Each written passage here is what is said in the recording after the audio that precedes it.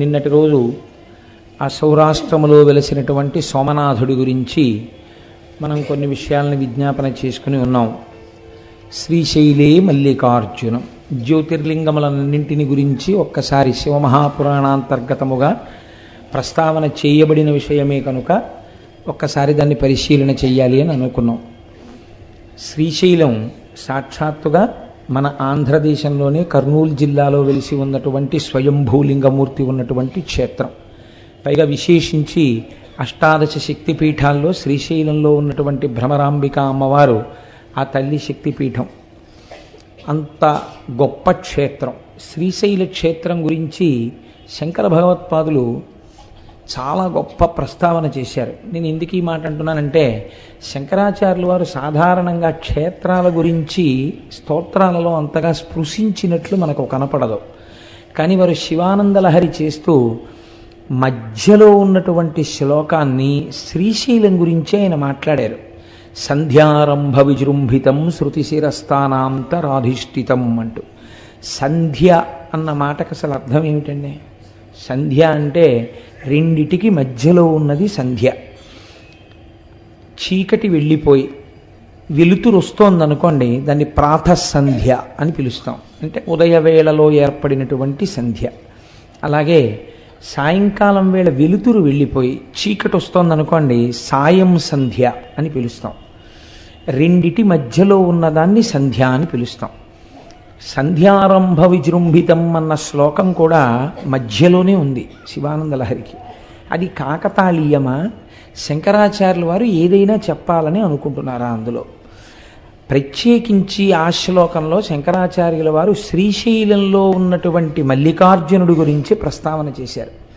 ఎందుచేత అంటే, సంధ్యారంభ విజృంభితం శృతిశిరస్థానాంతరాధిష్ఠితం సప్రేమ భ్రమరాభిరామమసకృత్సత్వాసనాశోభితం అంటూ భ్రమరాంబిక అమ్మవారి యొక్క నామాన్ని అందులో ఉటంకించారు.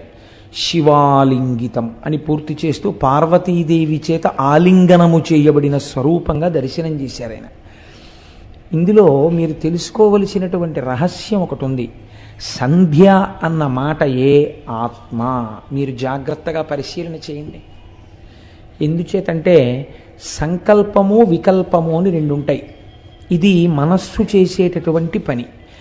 ఒకే వస్తువుని గురించి నిరంతరంగా ఆలోచన చేసిందనుకోండి మనస్సు, దాన్ని ధ్యానము అంటారు. సాధారణంగా ఇది మనం ఎప్పుడు చేస్తామంటే, మీకు తెలియకుండా మీరు చేసేస్తుంటారు ధ్యానం. మామూలుగా మీకు విషయం ద్యోతకం అవుతోందనుకోండి, లోపల ఎటో చూస్తూ ఏదో మాట్లాడుతూ చెప్పేస్తారు. మీకు విషయం జ్ఞాపకంలోకి రాలేదనుకోండి, మొన్నను మీకు ఏదో పని చెప్పాను, ఏం చెప్పానండి అని బయట చూడరు, ఏం చెప్పాను అని కళ్ళు మూస్తారు. కళ్ళు మూసుకోగానే మీరు జ్ఞాననేత్రం మీద ఒక్కసారి ధ్యానం చేశారన్నమాట ఆ వస్తువు గురించి. ఆజ్ఞాచక్రం మీద మనస్సు పెట్టగానే అది జ్ఞాపకానికి వస్తుంది.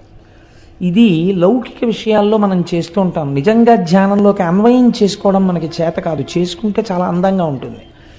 ఇప్పుడు ఈ మనస్సులోంచి ఒక సంకల్పం వస్తుంది. అది ఏదో ఒక్క విషయం గురించే మాట్లాడింది అనుకోండి, అది చాలా గొప్ప విషయమై కూర్చుంటుంది. అలా మాట్లాడుతుంది. మీరు ఎప్పుడైనా మనస్సుని పరిశీలన చేయండి.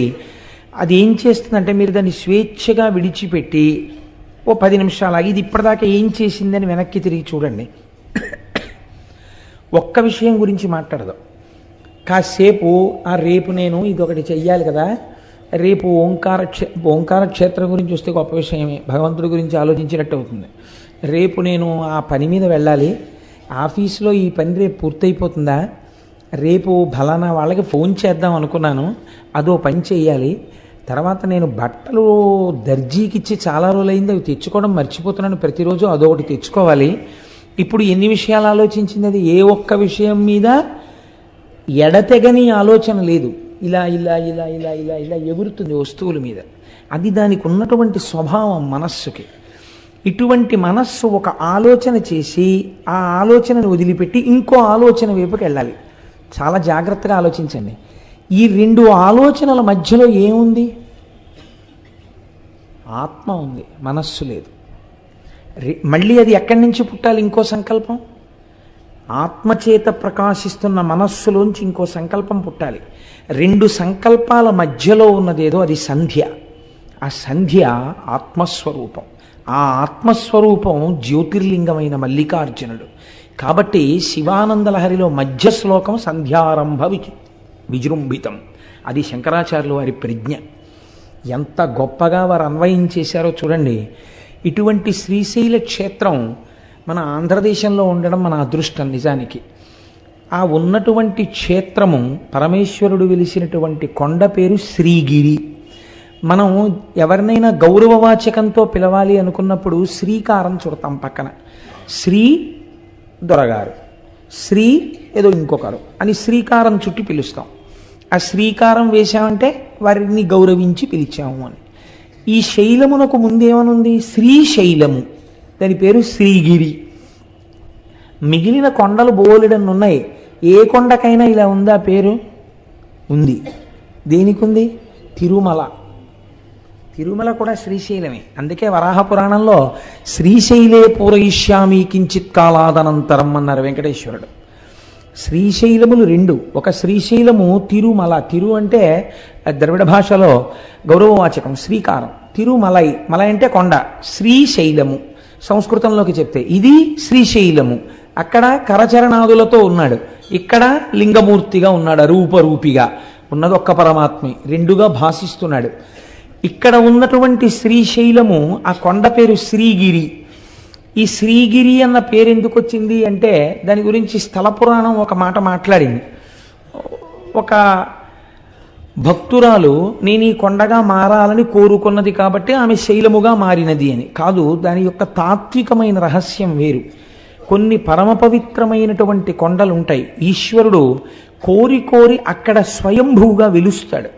అలా వెలియాలంటే అది ప్రాకృతముగా ఉన్నటువంటి కొండ కాదు, దాని యందు ఏదో శక్తి ఉండాలి. మీరు చూడండి, మనకి ఒక మాట మాట్లాడుతుంటారు, శిలాభోగం స్థలాభోగం అంటారు. శిలాభోగం అంటే ప్రపంచంలో ఎన్నో శిలలు ఉంటాయి. ఏదో ఒక శిలని పట్టుకొచ్చి ఒక ఆయన చెక్కుతాడు, ఓ గుళ్ళో పెడతాడు. దానికి ఎన్ని అభిషేకాలో ఎన్ని పూజలో అది మూర్తి అయిపోయింది, శిలాభోగం. అంతకన్నా గొప్ప మూర్తిని చెక్కి ఇంకో గుళ్ళో పెడతారు, ఆ గుళ్ళోకి వెళ్ళేవాడు ఉండడం. శిలాభోగం అంటే దానికి లేదా అదృష్టం రారు ఇక్కడికి భక్తులు అంటారు. స్థలాభోగం, మీరు కొన్ని కొన్ని స్థలాలు చూడండి, మహాత్ములు అడుగుపెట్టిన వేళా విశేషం ఏమిటో తెలియదు కానీ నేను విశాఖపట్నంలో చూశాను అలాంటి ఇల్లు. ఒక ఇల్లు ఉండేది, అంటే మా బంధువులే ఉండేవారు అందులో, అందుకని నాకు తెలుసు. చీకటి గుహ ఎలా ఉంటుందో గదులు అలా ఉండేవి ఆ ఇంట్లో. అంత చీకటి, అంత అలా ఉండేవి ఆ గదులన్నీ కూడాను. కానీ ఆ ఇంట మంగళతోరణం కట్టి మళ్ళీ మంగళతోరణం ఎండిపోయింది తీయడానికి టైం ఉండేది కాదు, మళ్ళీ తోరణం కట్టించేవారు. ఎప్పుడూ శుభమే. ఆ ఇంట్లో ఎంత చిత్రం అంటే ఏదైనా శుభకార్యం జరగట్లేదంటే ఆ ఇంటికి వెళ్ళి ఓ 4 రోజులు ఉంటే శుభకార్యం అయిపోయేది. స్థలాభోగం, మీరు ఏమని చెప్పగలరు దానికి? స్థలాభోగం అనాలంతే. అంటే ఆ ఇంటికి ఏదో మహత్తరమైనటువంటి ఓ పెంకో ఏదో వచ్చేసింది అనమాట. ఆ స్థలం అటువంటిది.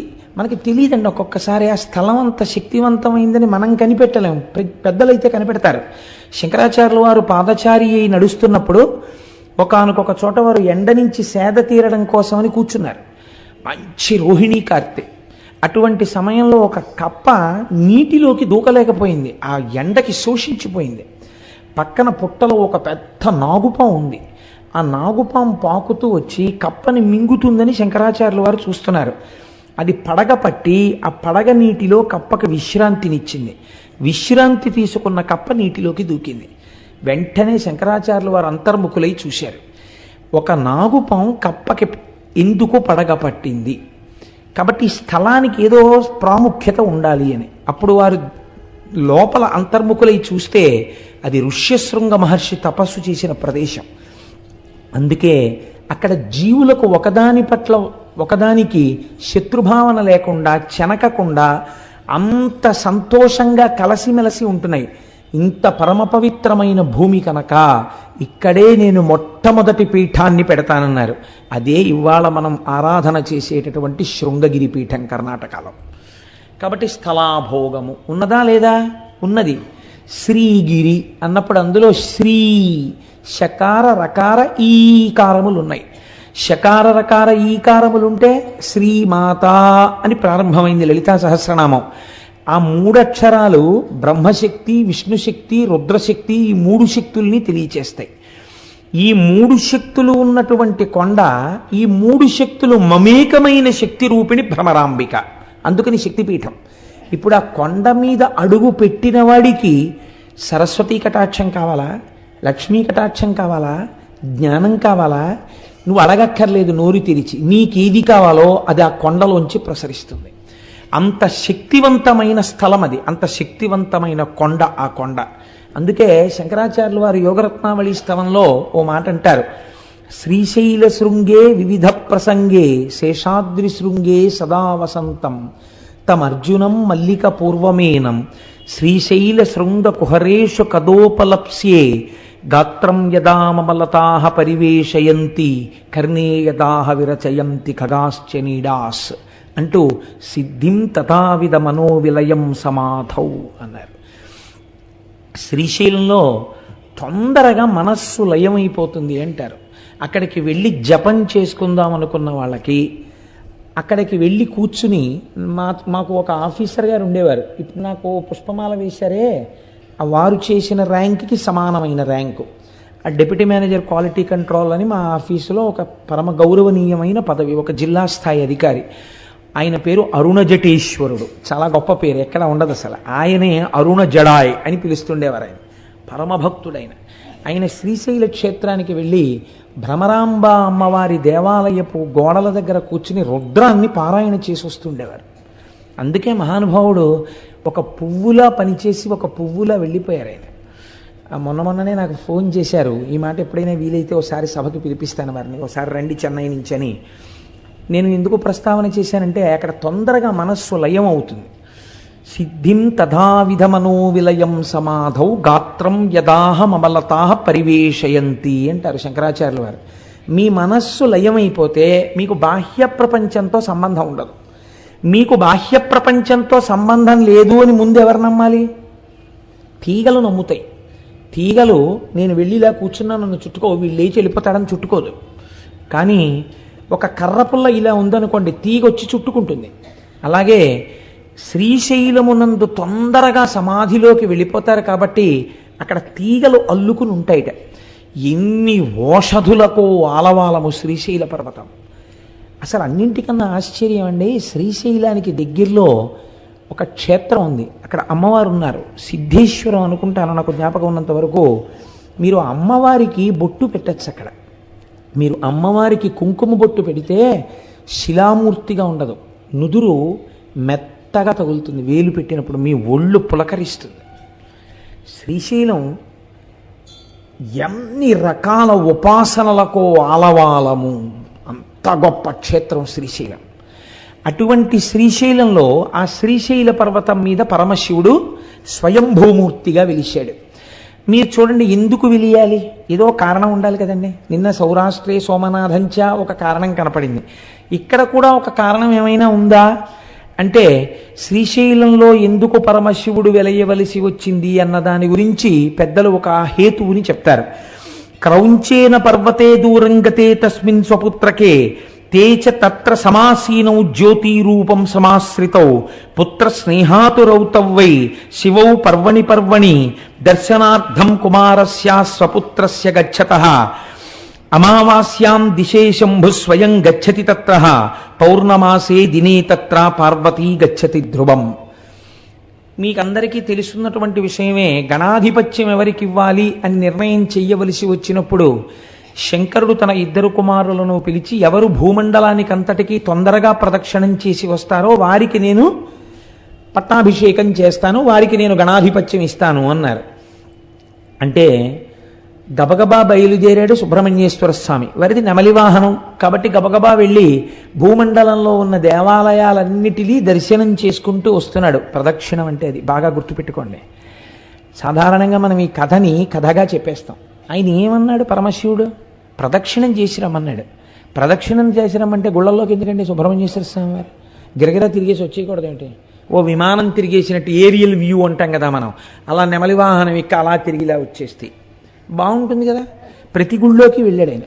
ప్రతి గుళ్ళోకి వెడితే ఆయనకి ఏం కనపడేదంటే ఈయన గుళ్ళోకి వెళ్ళేటప్పటికీ విఘ్నేశ్వరుడు బయటికి వెడుతున్నట్టు కనపడేది. అయ్యో అన్న ఇదేంట్రా నాకన్నా ముందే బయటికి వెళ్ళిపోతున్నాడు, ఎలా వెళ్ళిపోతున్నాడు రా అనుకునేవాడు ఆయన. ప్రతి గుళ్ళోనూ ఈయన వెళ్ళడం, ఆయన బయటికి వెళ్ళడం. అదేంటి, ఎందుకు అసలు సుబ్రహ్మణ్యుడు గుళ్ళల్లోకి తిరగడం ఆయన చెప్పాడా? పరమశివుడు నువ్వు గుళ్ళల్లోకి వెళ్ళిరా, భూమండలం మీద ఉన్న గుళ్ళన్నీ చూసిరా అని చెప్పాడా? ప్రదక్షిణం చేసిరా అని చెప్పాడా? ప్రదక్షిణం చేసిరా అని చెప్పాడు. ప్రదక్షిణం చేసిరా అంటే గుళ్ళల్లోకి ఎందుకండి వెళ్ళడం? అదే ప్రదక్షిణం అంటే. ప్రదక్షిణం అంటే ఏమిటో తెలుసా అండి? దేవాలయంలో ప్రదక్షిణం చేసేటప్పుడు లోపల ఉన్న మూర్తి మిమ్మల్ని పరిశీలన చేస్తాడు. నన్ను నమ్ముకున్నటువంటి మహాభక్తులందరూ నా దేవాలయంలో కొలువు తీరి ఉన్నారు, వీరికి నమస్కరించి వీరి అనుగ్రహంతో నా దగ్గరికి వస్తాడా, వీళ్ళంతటి వాళ్ళు వీళ్ళెందుకని నా దగ్గరికి వస్తాడా చూద్దామని వీళ్ళని వదిలి లోపలికెళ్ళిన వాడిని చూడగానే ఇలా మొహం తిప్పుతాట పరమేశ్వరుడు. కాబట్టి మీకు ఆ ఈశాన్యలింగం అని ఉంది అరుణాచలంలో. అరుణాచలంలో ఈశాన్యలింగం దగ్గర నందీశ్వరుడు ఇలా ఉండడు, ఇలా ఉంటాడు. మొన్న మేము వెళ్ళినప్పుడు ఆయన ఎందుకు అలా మొహం పక్కకి తిప్పుకుని ఉన్నాడు అని అడిగితే ఆయన తమిళంలో చెప్తే ఏదో వచ్చిన వాళ్ళు ఎవరో దాన్ని తర్జుమా చేశారు. ఒక మహాభక్తుడు, ఒక ఆయన, కొంతమంది భక్తులు పల్లెటూరు నుంచి వచ్చారు కానీ వాళ్ళు పరమభక్తులు. వాళ్ళు వచ్చి దర్శనం చేసుకుందాం అంటే నంది అడ్డొచ్చింది. అడ్డొస్తే వాళ్ళు శివుడికి చెప్పారు, ఈశ్వర నీ దర్శనం చేసుకుందాం అంటే నంది అడ్డొస్తోందని. ఆయన అన్నాడు, నా భక్తులకు కనపడే వరకు కాసేపు మొహం అలా పక్కకి తిప్పన్నాడు. అందుకని ఇలా పెట్టాడు ఆయన. మళ్ళీ నువ్వు ఇటు తిప్పచ్చు అనలేదు, ఏమో ఇలాంటి వాళ్ళు ఇంకా వస్తారేమో అలా ఉండు కాసేపు అన్నట్టే లెక్క. అందుకని అలాగే ఉన్నాడు ఈశాన్యలింగం. కాబట్టి చూడండి, భక్తుల పట్ల ఆయన ఎంత ప్రీతి వహించి ఉంటాడో చూడండి. లోపల భక్తి ఉంటే ఆయన దాన్ని గమనిస్తాడు. ప్రదక్షిణం అంటే దేవాలయాలలోకి వెళ్ళి చేసినది ప్రదక్షిణం. అరుణాచల శైలమునకైనా సరే అరుణగిరి ప్రదక్షిణం చేసేటప్పుడు దేవాలయాల్ని విడిచిపెట్టి మీరు కొండ చుట్టూ తిరిగితే అది ప్రదక్షిణం అవుతుందని నేను అనుకోవట్లేదు. ఎందుకంటే అలా శాస్త్రం మాట్లాడలేదు కనుక. లేకపోతే తలుపులు తీసి అర్ధరాత్రి వేళ కూడా లింగ దర్శనం అయ్యేటట్టుగా అరుణాచలంలో ఎందుకు ఉంచుతున్నారు? మీరు వెళ్ళితేనే ప్రదక్షిణం పూర్తవుతుందని. మీరు వదిలిపెడితే ప్రదక్షిణం ఎలా అయింది? అది మీరు దేవాలయ సహితంగా చేసిందే ప్రదక్షిణం. మీరు లోపల తిరిగినప్పుడు కూడా ఆళ్వారులు ఉంటారు విష్ణువాలయం అయితే, నాయనారులు ఉంటారు శివాలయం అయితే, మీరు ప్రదక్షిణ పురస్సరంగా వెళ్ళాలి. చాలామంది ప్రధాన దేవత దగ్గరికి వెళ్ళి వస్తారు, దానివల్ల ఈశ్వర అనుగ్రహం కలుగుతుందని నేను అనుకోవట్లేదు. మీకు భూమండల ప్రదక్షిణంలో విఘ్నేశ్వరుడు చేసిన ప్రదక్షిణమే దానికి ప్రమాణం. ఇంతలోకి ఆయన పాపం పోన్లే అన్నయ్య కన్నా ముందుకెడతానేమో అని పరిగెత్తాడు కైలాసం దగ్గరికి వచ్చాడు. ఈయన ఏం చేశాడు? గణపతి నిజంగా వెళ్ళారు ఆయన సూక్ష్మంలో మోక్షం అంటారు చూసారా, అటువంటిది ఒకటి చేశాడు. అన్ని వేళలా చెయ్యకూడదు, ఎప్పుడు నిజంగా మీరు చేయలేరో అప్పుడు చెయ్యాలి దాన్ని. శ్రీరామ రామ రామేతి రమే రామే మనోరమే సహస్రనామ తత్తుల్యం రామనామవరాననే నిజమే. శ్రీరామ శ్రీరామ శ్రీరామ అంటే విష్ణు సహస్రం చెప్పినట్టు. అందుకని పూజంతా మానేసి 3 మాటలని వెళ్ళిపోతానంటే కుదరదు. నిజంగా మీకు అంత టైం లేని పరిస్థితి వచ్చినప్పుడు శ్రీరామ శ్రీరామ శ్రీరామనమని.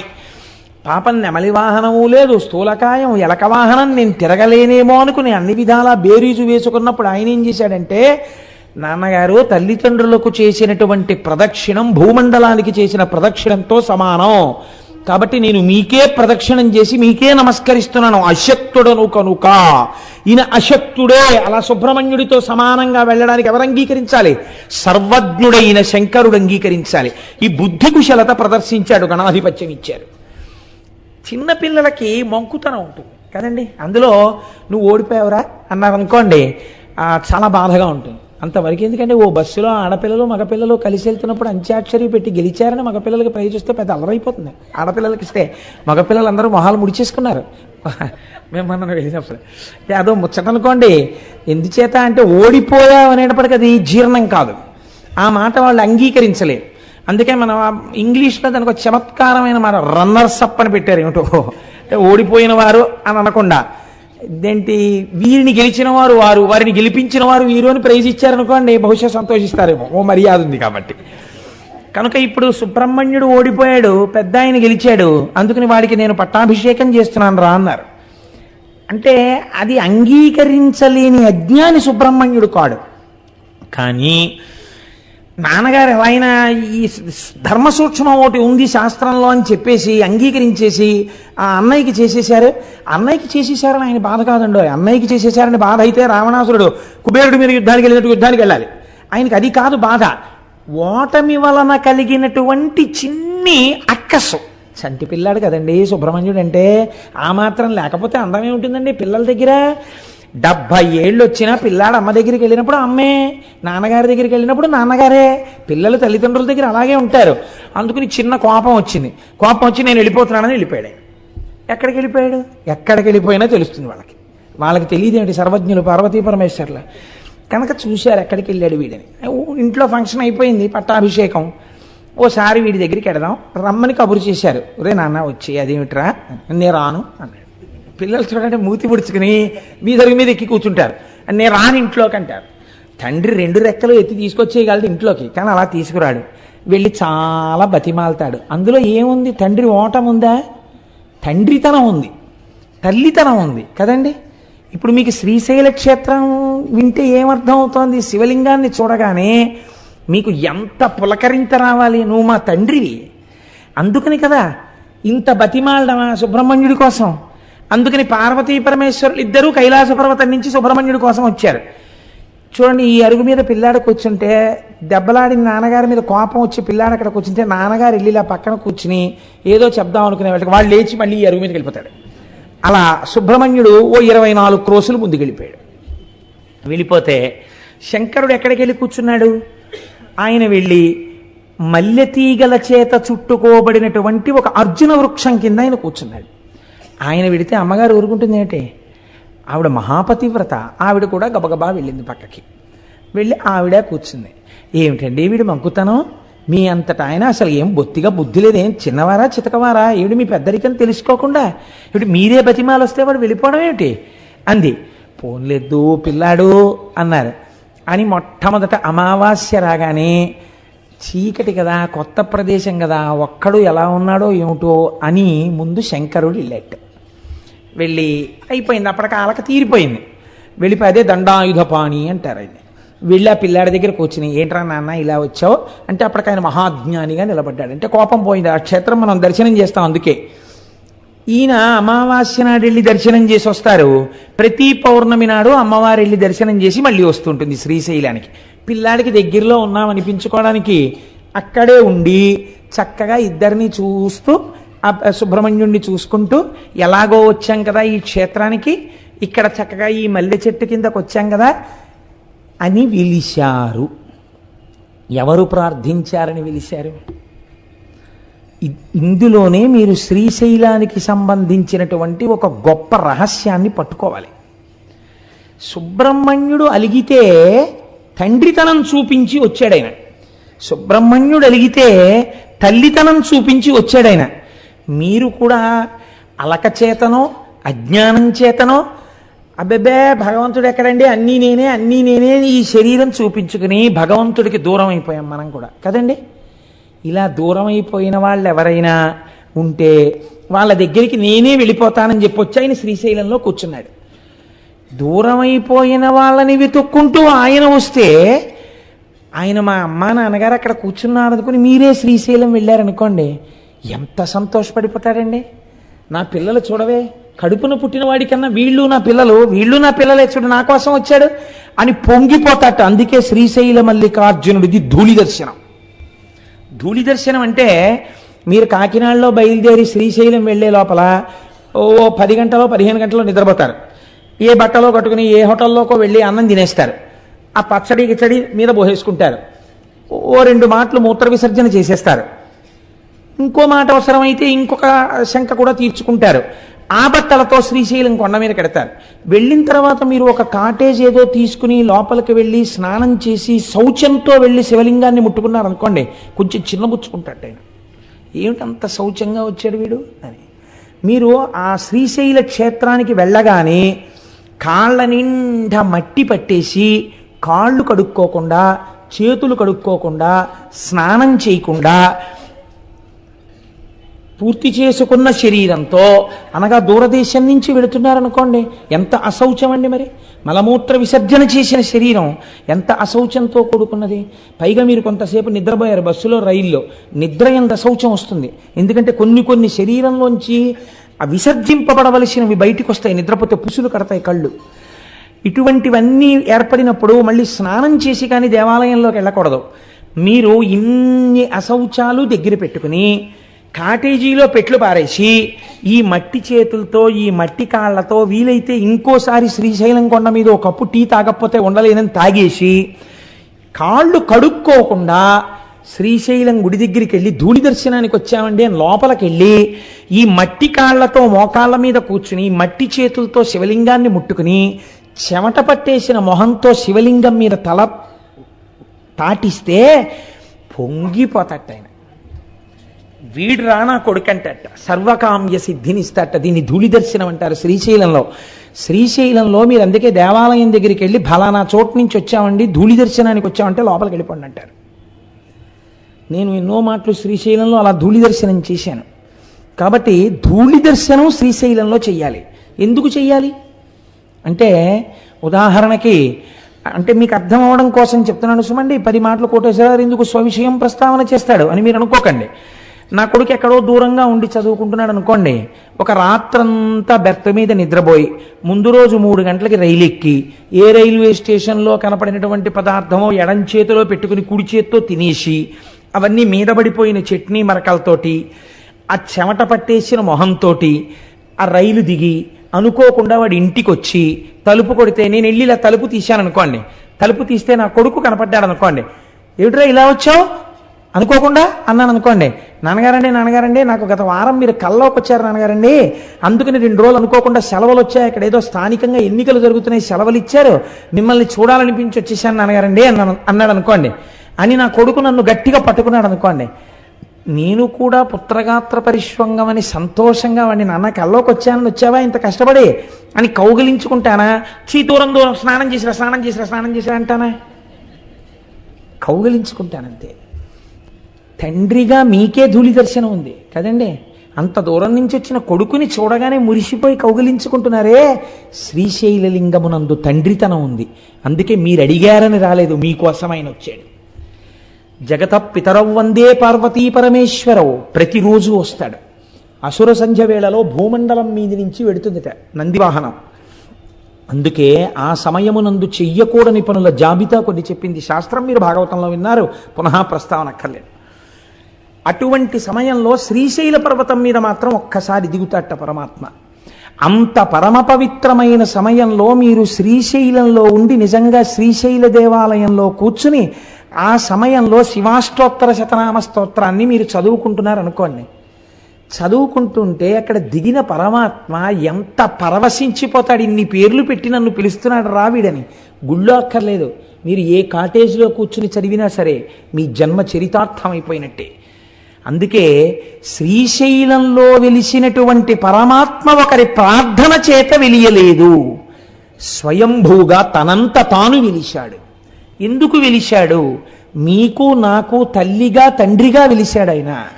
అందుచేతనే అక్కడ ధూళి దర్శనం ఇచ్చాడు. అందరికన్నా చేతకాని వారెవరో వారి చేత పూజలు అందుకుంటాడు. తెలుసా అండి? ఇప్పుడంటే లేదండి. ఇప్పుడు ఒక్కొక్కటి మోడర్నైజ్ అయిపోయి దేవాలయాలు కూడా కొంచెం ఇదిగా ఉంది. కానీ నేను ఒకనొకప్పుడు ఇంటర్మీడియట్ చదువుకునే రోజుల నుంచి, అనగా ఇంచుమించు 1973-75 ప్రాంతాల నుంచి శ్రీశైలం వెళ్ళినటువంటి సందర్భాలలో సుప్రభాత దర్శనం కోసమని వెంపర్లాడి పరిగెత్తేవాడిని. ఆ రోజుల్లో చెంచులు వచ్చేవారు. చెంచులు వచ్చి ఎంతంత డప్పు నిజంగా. నేను నా భార్య నా పెళ్ళయిన తర్వాత కూడా అస్తమానం శ్రీశైలం వెళ్ళేవాళ్ళం.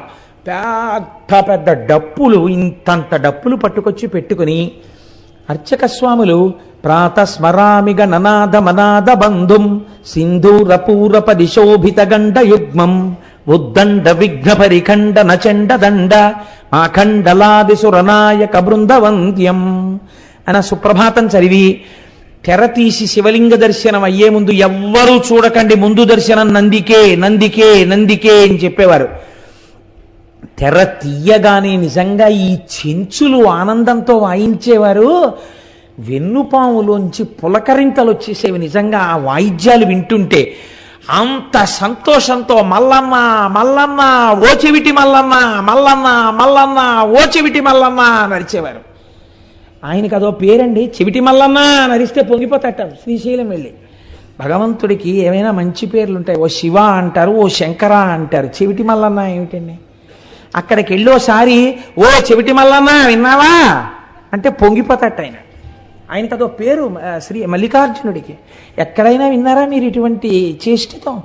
ఏమిటి సౌలభ్యం పరమాత్మది అంటే, ఒక భక్తుడొకడు నువ్వు నన్ను రక్షించి కాపాడు సుమా అన్నాడు, ఏమీ తెలియని అమాయకపు భక్తుడు.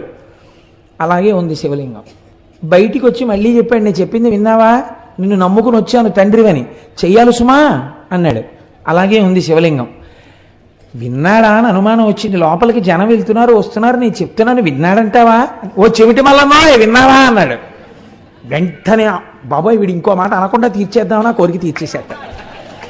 అప్పటి నుంచి ఇప్పటి వరకు చెవిటి మల్లన్న అన్న బాబాయ్ విన్నాను రోయ్ అంటట. తండ్రిని చూడండి మీరు, తండ్రి మహాప్రాజ్ఞుడు, అందరి చేత నమస్కరింపబడేవాడు, లోకపూజితుడు. అటువంటి తండ్రి కుర్చీలో కూర్చుని ఉంటాడు.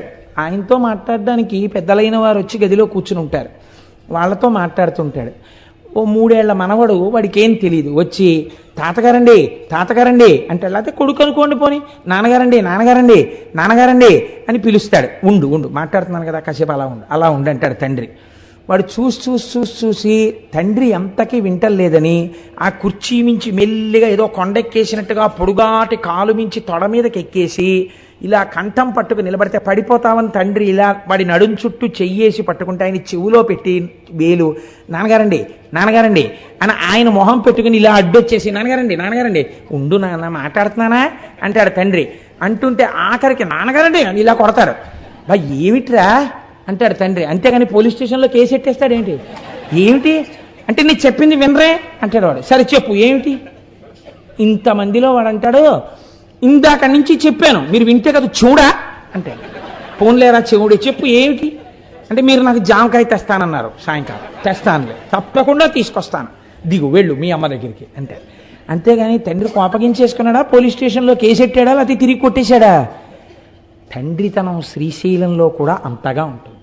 సామాన్యమైన తండ్రికే అంత ప్రేమ ఉంటే మా స్వామి శ్రీశైల మల్లికార్జునుడికి ఎంత ప్రేమ ఉంటుందండి. తెలుసున్నవాడు అలా పిలవకూడదు. నా స్వామి పలకగలడని తెలిసి కూడా వెళ్ళి చెవిటి మల్లన్నోయ్ అనకూడదు. కొడుకు పెద్దవాడయ్యాడు, 25 ఏళ్లవాడు అయ్యాడు. నాన్నగారు పెద్దలతో మాట్లాడుతున్నారు, వాళ్ళు మాట్లాడి వెళ్ళిపోయిన తర్వాత నాన్నగారికి చెప్దాం అనుకోవాలి. అంతేగాని 25 ఏళ్ళు ఒంటికొచ్చి కూడా 2 ఏళ్లప్పుడు నువ్వు నన్ను చెవుడా అన్నావురా అన్నాడని 25 ఏళ్ళు వచ్చినా 10 మందిలోకి వచ్చి మీకు చెవుడా అంటాడా? వాడు నా కోసం వచ్చినవాడు, ఎంత నా మీద ప్రేమ ఉన్నవాడు.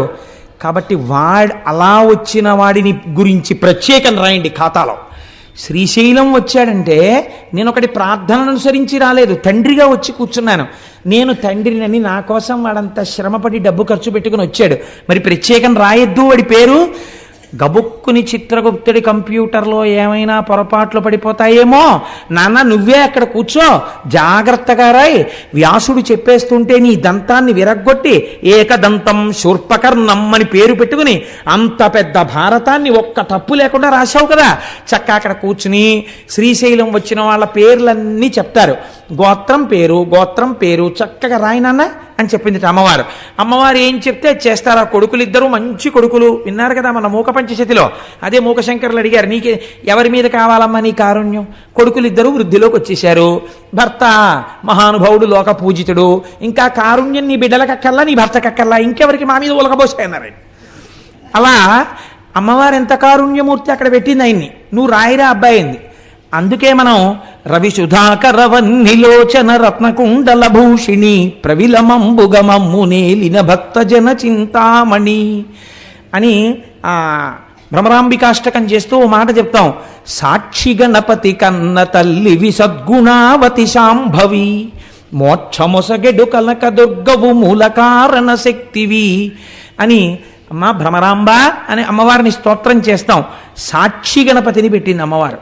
అందుకే శ్రీశైలం వెడితే తప్పకుండా సాక్షి గణపతి దగ్గర ఆగాలి, లోపలికెళ్ళి పైకి చెప్పుకోవాలి, ఆత్రేయస గోత్రం కోటేశ్వర శర్మ అని చెప్పాలి. ఆయన టకటకగా రాసేసుకుంటాడు. స్వామి కృతజ్ఞుడను అని బయటికి రావాలి.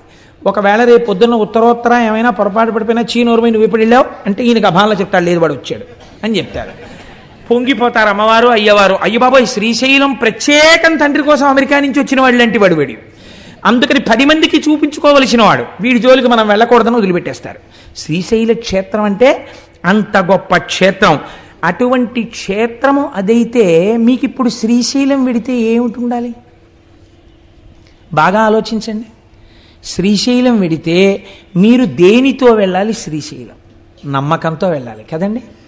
నా కోసం మా తల్లిదండ్రులు వచ్చి విడిది చేసిన నెలవిది అని వెళ్ళాలి. మా అమ్మగారు నాన్నగారు ఉన్నారు లోపల, నేను కాళ్ళు కడుక్కోకపోయినా చేతులు కడుక్కోకపోయినా నేను ఇలా గుళ్ళోకి వెళ్ళేటప్పటికీ మా శివయ్య లేచి ఊరే నాన్న కాకినాడ నుంచి వచ్చావా అని గభాలను పట్టుకుంటాడు అని పొంగిపోయి వెళ్ళి నాన్నగారండి మీ కాళ్ళకి నమస్కారం అండి అని శివలింగాన్ని పట్టుకుని నమస్కారం చేసేస్తే పొంగిపోయి ఒక్కసారి ఆ తెల్లటి చేతులతో ఆ మణికంకణములతో ఉన్న చేతులతో మీ చేతులు ఆయన పట్టుకున్నట్టుగా భావన చేసి మీరు నమస్కరించి బయటికి రావాలి. దీనికి ఏది ప్రధానం? విశ్వాసం ప్రధానం. కాబట్టి స్వామి అన్నారు శిఖరేశ్వరము అని ఒకటి శ్రీశైలంలో పెట్టారు. ఇక్కడ వచ్చింది తమాషా అంతా. ఈ శిఖరేశ్వరంలో ఏం చేస్తారు అంటే నువ్వులు పట్టుకెళ్ళి నంది యొక్క విగ్రహం దగ్గర పోస్తారు. చరణంది అంటారు. పూర్వకాలంలో చరణంది అని ఒకటి ఉండేది శివాలయాల్లో. మామూలుగా స్థిరనంది అని ఒకటి ఉంటుంది, అది కదలదు. చరణంది అని ఒకటి ఉంటుంది, అది కదులుతుంది. ఆ నంది అది ఎందుకు కదులుతుందంటే పూర్వం ఎందుకు పెట్టేవారంటే చరణందిని, చిన్న నందిని ఒకవేళ పూర్వం ఇంత వైద్య సదుపాయం ఉన్నటువంటి రోజులు కావు, ఏ అర్ధరాత్రి వేళో అపరాత్రి వేళో, అందుకే శివాలయం విష్ణువాలయం ఈ 2 ఆలయాలు లేని ఊళ్ళు ఉండేవి కావు. ఈ 2 ఆలయాలు తప్పకుండా ఉండాలి ప్రతి ఊళ్ళో. దేని కొరకు అంటే ఎవరైనా గర్భిణి అయ్యున్నటువంటి స్త్రీకి అనుకోకుండా నొప్పులు వస్తే పట్నానికి తీసుకెళ్ళడానికి అవకాశం లేకపోతే అంతరాలయం మూసేసి ఉన్నా కూడా పరిగెత్తుకుంటూ అర్చకుడి దగ్గరికి వెడితే ప్రధానమైన తలుపు తీసేవారు. తీస్తే ఈ చరణందిని తిప్పుతారు. ఎటువైపుకి ఈ బాధపడుతున్నటువంటి స్త్రీ ఉందో, గర్భిణీ స్త్రీ ఇల్లు ఎటుందో అటు ఈ నందిని తిప్పుతారు. ఈ చరణంది అటు తిరగగానే అటువైపు బాధపడుతూ ప్రసవం జరగకుండా బిడ్డ అడ్డుపడి 2 ప్రాణాలు పోతాయేమో అనుకున్న వాళ్ళకి కూడా ఎందరికో సుఖప్రసవాలు జరిగినటువంటి గడ్డ ఈ గడ్డ.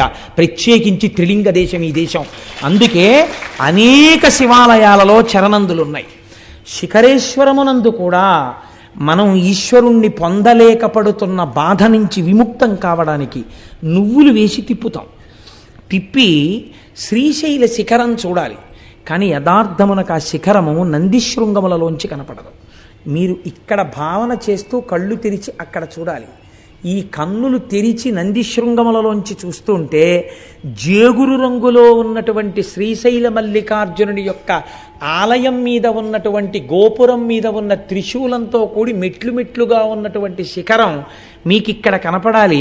పైకి మీకు ఆ చెట్లు అవి ఉన్నట్టుగా ఉండాలి, కానీ కళ్ళల్లో మాత్రం అది కనపడాలి. ఇక్కడ చిత్రం ఇక్కడ కనపడుతూ పైన ఉన్న దాన్ని పక్కకి తీయగలగాలి. అలా ఎవడు తీశాడో వాడికి పునర్జన్మ న విద్యతి. ఇంకా వాడికి పునర్జన్మ లేదు, ఎందుకంటే వాడు అంత ధారణ చేసి ఉన్నాడు కనుక. అందుకే శిఖరేశ్వరం దగ్గర ఒక పరీక్ష పెట్టాడు పరమాత్మ. అమ్మవారు అడిగింది ఒకసారి, ఏమయ్యా పరమాత్మ అంటే అమ్మవారికి తెలియక అడగదండి ఈ విషయాలు, మనకి తెలియ చెప్పడం కోసం అడుగుతుంది.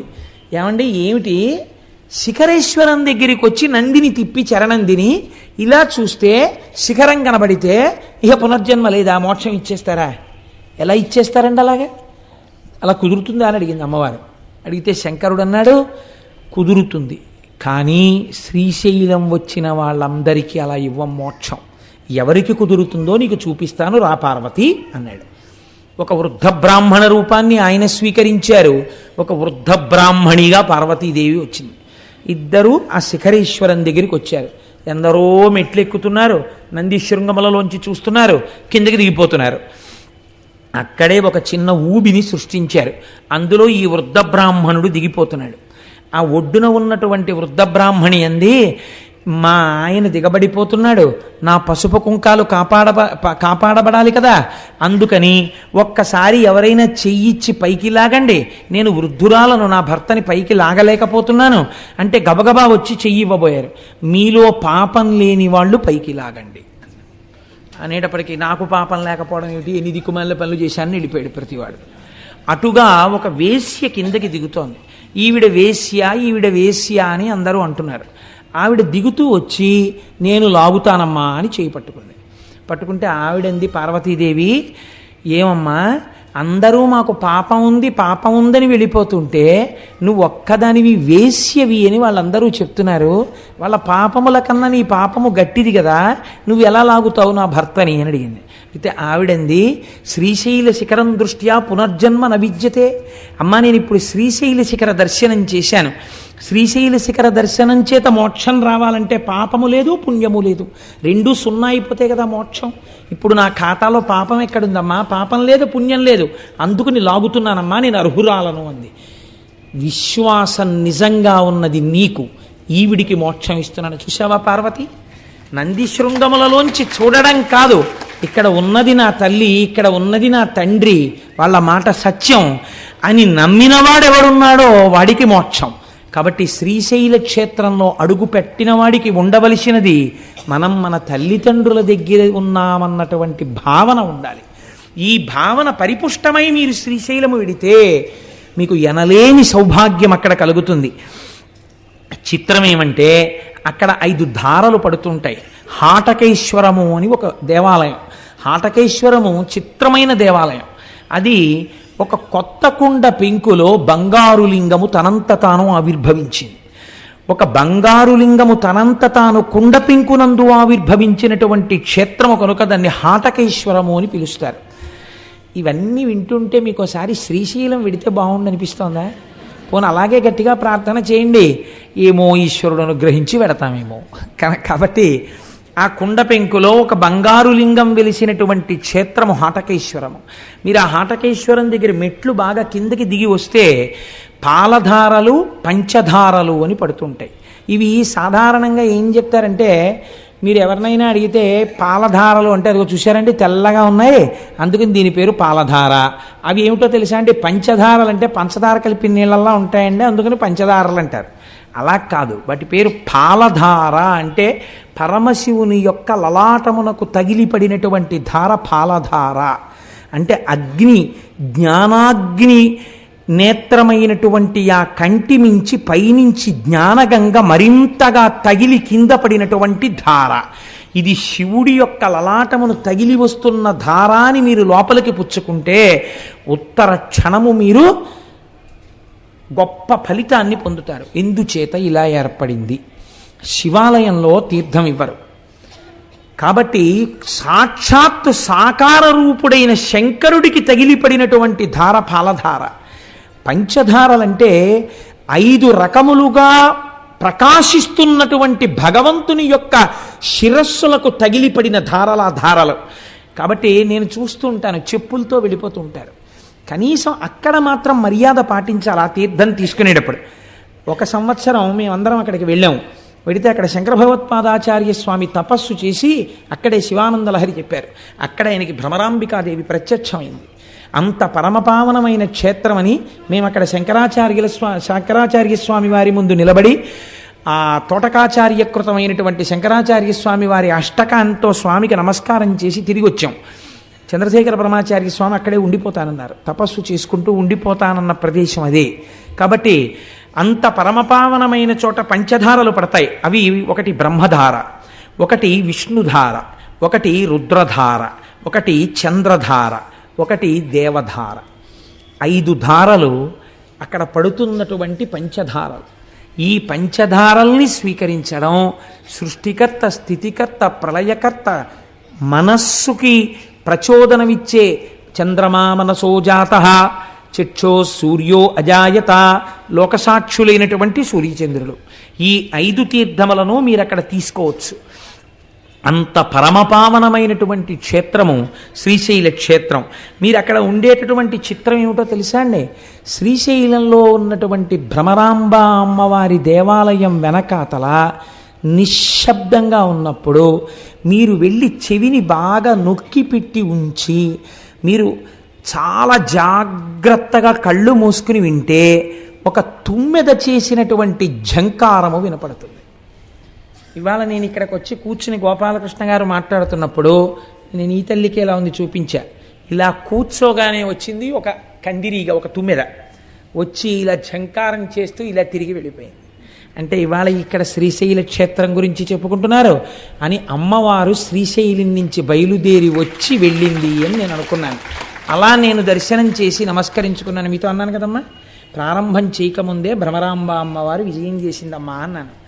కనుక ఆ తల్లి ఇప్పటికీ భ్రామరీనాదము అంటారు దాన్ని. అక్కడ చేసే అర్చకులు ఎంత జాగ్రత్తగా ఉంటారో తెలుసా అండి. ఇంతంత కుంకం బొట్లు పెట్టుకుని ఉంటారు. అమ్మవారు ఇప్పటికీ ఇలా రెక్కలతో ఉన్నటువంటి తుమ్మెద రూపంతో అలంకారం చేస్తారు ఆ భ్రమరాంబ అమ్మవారిని. తల్లి ముందు శంకరాచార్య స్వామి వారు శ్రీచక్రాలు వేశారు. అక్కడ కూర్చుని నాకైతే ఖచ్చితంగా సత్యం సత్యం పునఃసత్యం అనిపిస్తుంది. ఒక్కసారి వెళ్ళి భ్రమరాంబ అమ్మవారి యొక్క శ్రీచక్రం ముందు కూర్చుని ఏ తల్లైనా కుంకుమార్చన చేస్తే ఎన్ని జన్మలకి కూడా పూర్ణంగా 3 తరాలు చూసి హాయిగా 10 మంది చేత పండు ముత్తైదువా అనిపించుకుని ఎవరింట్లో బిడ్డ పుట్టిన ఆవిడ కట్టి విప్పిన చీర పట్టండని తీసుకెళ్ళి అంత సంతోషపడిపోయేటట్టుగా వాళ్ళ జీవనం నడిచి వృద్ధాప్యంలో హాయిగా భర్త గారి తొడ మీద తల పెట్టుకుని ప్రాణం విడిచిపెట్టగలిగినటువంటి అదృష్టం కలుగుతుంది. దీనికి నేను మీకు ఒక ఉదాహరణ చెప్తాను. మీకు జ్ఞాపకం ఉందో లేదో, నేను భాగవతం చెప్పే రోజులలో ములుగు హనుమంతరావు గారిని హైదరాబాద్ నుంచి ఒక మహానుభావుడు ఇక్కడికి వచ్చారు.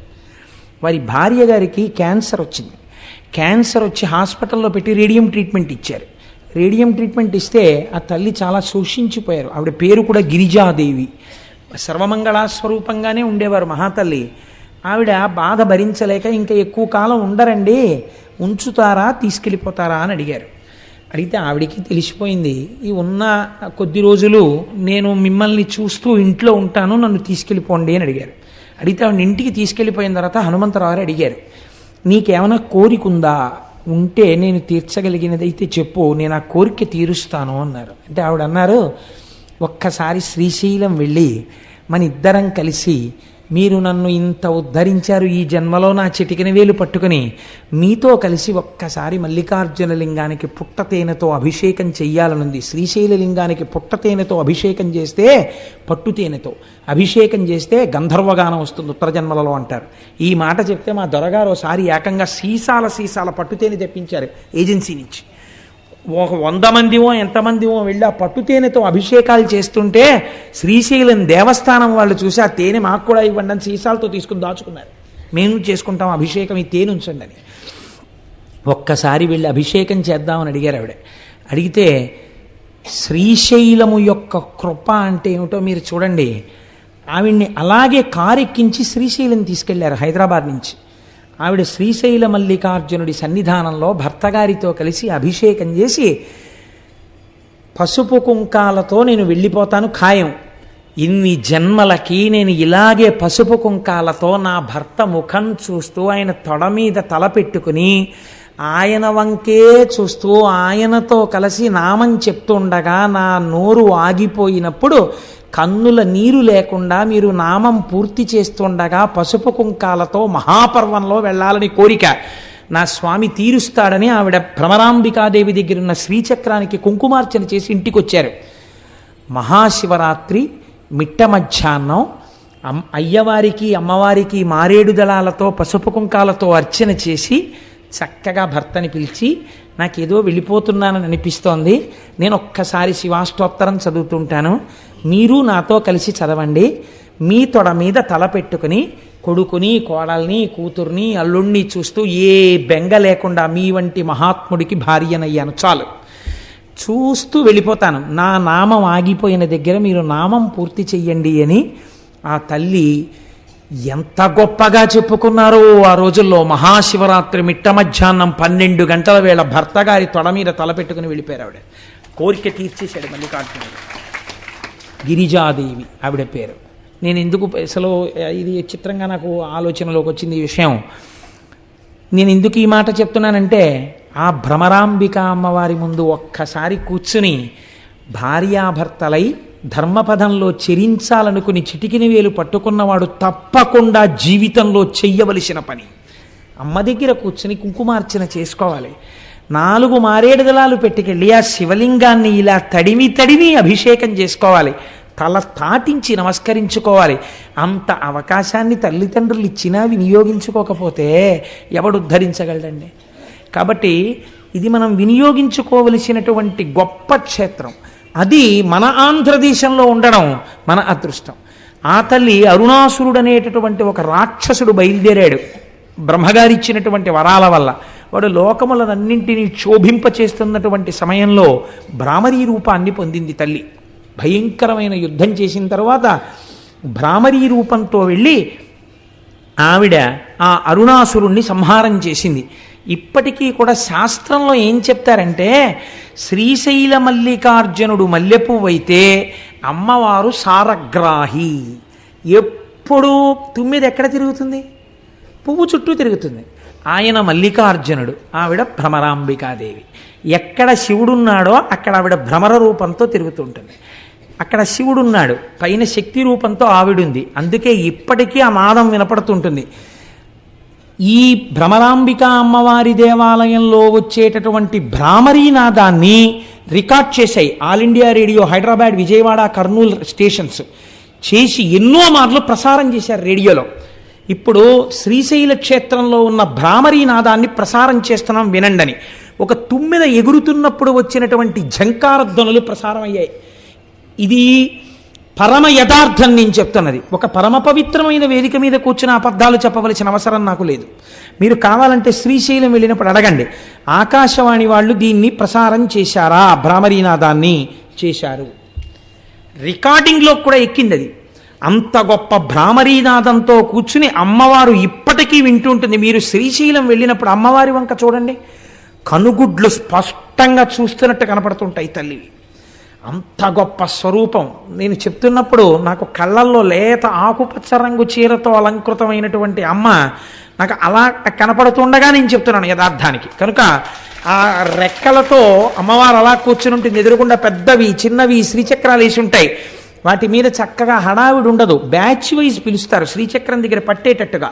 కూర్చుని చక్కగా మీరు కుంకుమార్చన చేసుకుని అక్కడ కూర్చుని సౌందర్యలహరిలోంచి 4 శ్లోకాలు చదువుకుని, అవిద్యానామంతస్తిమిరమిహిరోద్దీపనగరి జడానాం చైతన్యస్తబకమకరంద శృతిఝరి దరిద్రాణం చింతామణిగుణనికా జన్మజలధౌ నిమగ్నానాం దంస్ట్రా మురరిపువరాహస్య భవతి అని అక్కడ కూర్చుని 4 శ్లోకాలు చెప్పుకుని వస్తే జన్మ ధన్యమైపోతుంది. అంత గొప్ప స్థితి అక్కడ శక్తిపీఠంగా ఉన్నటువంటి భ్రమరాంబ అమ్మవారు. ఇంకా చాలా ఆశ్చర్యకరమైనటువంటి విషయం, అక్కడ ఉన్నటువంటి స్వరూపాలలో వీరభద్రుడు అని ఒక ఆయన ఉన్నారు. మీరు శ్రీశైల మల్లికార్జున దర్శనం చేసి బయటికి వచ్చి ఎడం పక్కకి వెళ్ళినప్పుడు అక్కడ ఈ వీరభద్రుడు కనబడతాడు. ఆ వీరభద్రుడికి ఉన్నటువంటి గొప్పతనం ఏమిటో తెలుసా అండి? బయలు వీరభద్రుడు అని క్షేత్రపాలకుడు ఒక ఆయన ఉన్నారు. శ్రీశైలంలో ఉన్న వీరభద్రుడి గురించి ఏం చెప్తారో తెలుసా అండి? రక్త సంబంధమైనటువంటి వ్యాధులు శరీరంలో పొటమరిస్తే అటువంటి వారు శ్రీశైల క్షేత్రంలో ఉన్న వీరభద్ర స్వరూపం దగ్గర కూర్చుని ప్రతిరోజు 1 గంట సేపు శివనామాలు చెప్పుకొని కొద్ది రోజులు అక్కడ ఉండి వస్తే ఆ వ్యాధులు నయమైనటువంటి సందర్భాలు ఎన్నో ఉన్నాయి. అక్కడ ఉన్న వీరభద్రమూర్తిలోంచి అటువంటి శక్తి ప్రసారం అవుతుంది అని పెద్దలు చెప్తారు.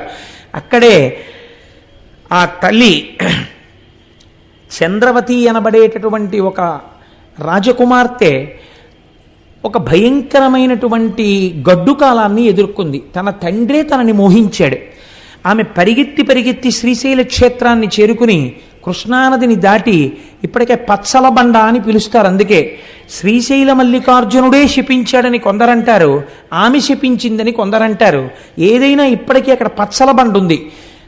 ఆ పిల్లని తరువుకొస్తున్నటువంటి రాజు వెంటబడ్డాడు. పిల్ల గుళ్ళోకి వెళ్ళిపోయి శివలింగాన్ని చూసి ఆమె లింగం అనలేదు, వీడు మల్లికార్జునుడు అంది ఆమె. అని ఆవిడ ఏం చేసిందంటే చేతిలో మల్లెపూల దండ తీసి చేత్తో పట్టుకుని ఈ మల్లెపూల దండ సిగకి చుట్టుకుని, మల్లికార్జున నేను నీకు ఇవ్వగలిగింది ఇదే, ఇది నీ సిగకి చుట్టుకుని నన్ను కాపాడు అంది. ఉత్తర క్షణం లింగోద్భవమూర్తి అంటారు. ఇక్కడ వరకే కనపడతారు లింగోద్భవమూర్తి. మీరు ఎప్పుడైనా శ్రీకాళహస్తిలో ప్రదక్షిణం చేస్తున్నప్పుడు వెనక గోడ మీద చూస్తే కనపడతాడు లింగోద్భవమూర్తి. ఎప్పుడైనా శివాలయాల్లో పెద్ద పెద్ద గుళ్ళకి వెళ్ళినప్పుడు జాగ్రత్తగా చూడండి, ఉంటారు లింగోద్భవమూర్తి. మొన్న నాతో దేవాలయాలకు వచ్చినప్పుడు నేను అరుణాచలంలో చూపించి చెప్పాను, దీని గురించి నన్ను అడగండి మీకు చెప్తానని. నన్ను ఎవరు అడగలేదు, మర్చిపోయారు, నేను మర్చిపోయాను. కనుక ఆ లింగోద్భవమూర్తి స్వామి వచ్చి నీవు పచ్చల బండవగుదువుగాక అన్నాడు. ఎంతటి దుష్కృత్యము చేశాడో ఇప్పటికీ మనకి నిరూపిస్తూ ఆ రాజు పచ్చల బండ ఇప్పటికీ అక్కడ పడున్నాడు. ఈవిడ ఇచ్చినటువంటి మల్లికా పుష్పముల దండని తన సిగకి చుట్టుకుని మల్లికార్జున అని వేరొక మారు పిలిపించుకున్నాడు స్వామి. కాబట్టి అనేక రకాలుగా ఆయనకి ఆ మల్లికార్జున నామము సుస్థిరమైపోయింది అక్కడ. ఇక్కడే వృద్ధ మల్లికార్జునుడు అని ఒక మల్లికార్జునుడు. ఇది ఒక చిత్రమైన శివలింగం. శ్రీశైలం వెళ్ళిన వాళ్ళు చూసి ఉంటారు. వృద్ధ మల్లికార్జునుడని ఆ శివలింగం ముడతలు పడిపోయి ఉంటుంది. బాగా జర్జరీభూతమైన శరీరం ఎలా ముడతలు పడిపోతుందో అలా ముడతలు పడిపోయి ఉంటుంది. ఆ ముడతలు కూడా చూడండి బాగా ముసీలి వాళ్ళు అయిపోయిన తర్వాత రక్తం తగ్గిపోతుంది శరీరంలో. ఆ ముడతలు ఇలా దగ్గరగా వచ్చేసి ఉంటాయి. ఈ దగ్గరగా వచ్చేసిన ముడతల దగ్గరికి వెళ్ళి ఇలా మీరు ఎత్తి పట్టుకుని ఇలా అంటే అది అలా నించుంటుంది. ఆ ముడత ఇంకొంచెం యువతలు ఇలా అంటే ఇలా నించుంటుంది, ఇలా నించుంటే ఇలా నించుంటుంది, ఇటుపక్క ఇలా నించోబెడితే ఇలా నించుంటుంది, ఓ 7 అంకెలా నించుంటుంది. మా అమ్మ బాగా వృద్ధురాలు అయిపోయినప్పుడు నేను మా అమ్మ చెయ్యి పట్టుకుని ఆడుకుంటుండేవాడిని. అమ్మ ఇదిగో చూసావా ఎలా నిలబడుతోందో అని. తల్లే కదండి, ఏమిటి నాన్న అని ఇలా అనేది పాపం ఆవిడ. కాబట్టి అలా ముడతలు పడిపోయినటువంటి శరీరం ఎలా ఉంటుందో వృద్ధ మల్లికార్జునుడు కూడా అలాగే ముడతలు పడిపోయి ఉంటాడు. ఈ మల్లికార్జునుడు ఎప్పుడు వెలిశాడు అని మీరు అడిగారు అనుకోండి, దానికి సాధికారికంగా ఏమీ చెప్పరు. కానీ అసలు అక్కడ జరిగినటువంటి విచిత్రం ఒకటి ఉంది. మహీశూర మహారాజు అని ఒక మహారాజు గారు ఉండేవారు. ఆయనకు ఒక కుమార్తె ఉండేది. ఆమె శంకరుడి యొక్క సౌందర్యాన్ని ఉపాసన చేసింది. శంకర సౌందర్యం అంటే మాటలు కాదు.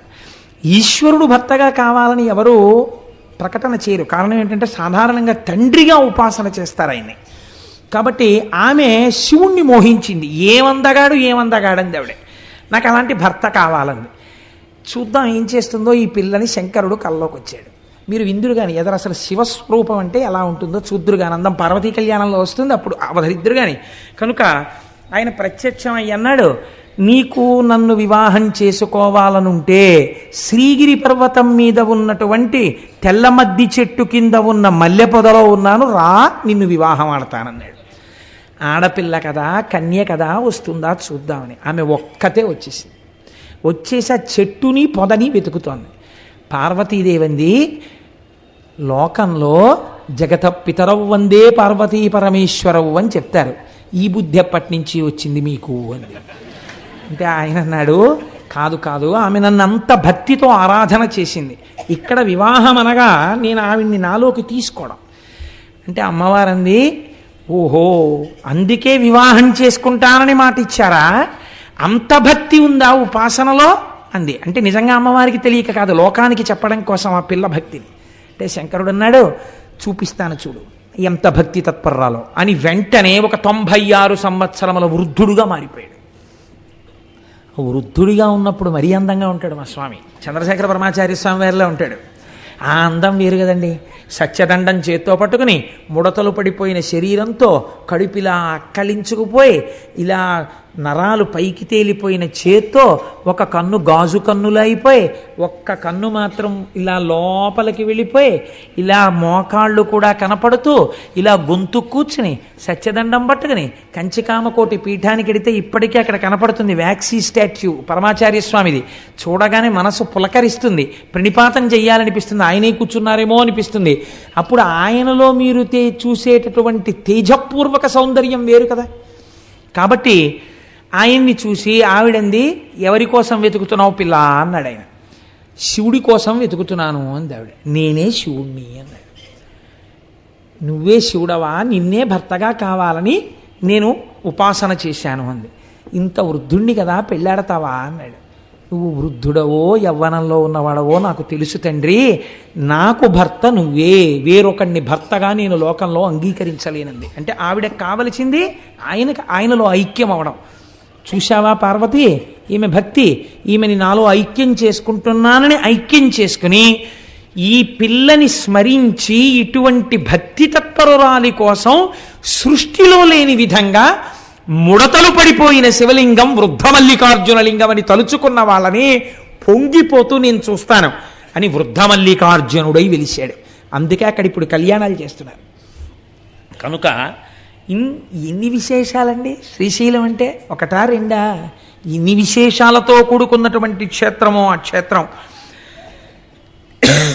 ఈ క్షేత్రంలోనే శంకర భగవత్పాదాచార్య స్వామి వారు శ్రీశైల పర్వత శిఖరం మీద ఉండగా ఒక కాపాలికుడు వచ్చి అడిగాడు, మీ శిరస్సు కావాలి నాకని. నా శిరస్సే కదా తీసుకుందువు కానీ నా శిరస్సు నువ్వు తీసుకుంటే నాకు బాధ లేదు, నా శిష్యులు బాధపడతారు. ఎందుకనంటే గురువుగారు శరీరంలో ఉండాలని కోరుకోవలసిన వాళ్ళు శిష్యులు. గురువుకి ఆ శరీరం ఉన్నా లేకపోయినా బాధ లేదు.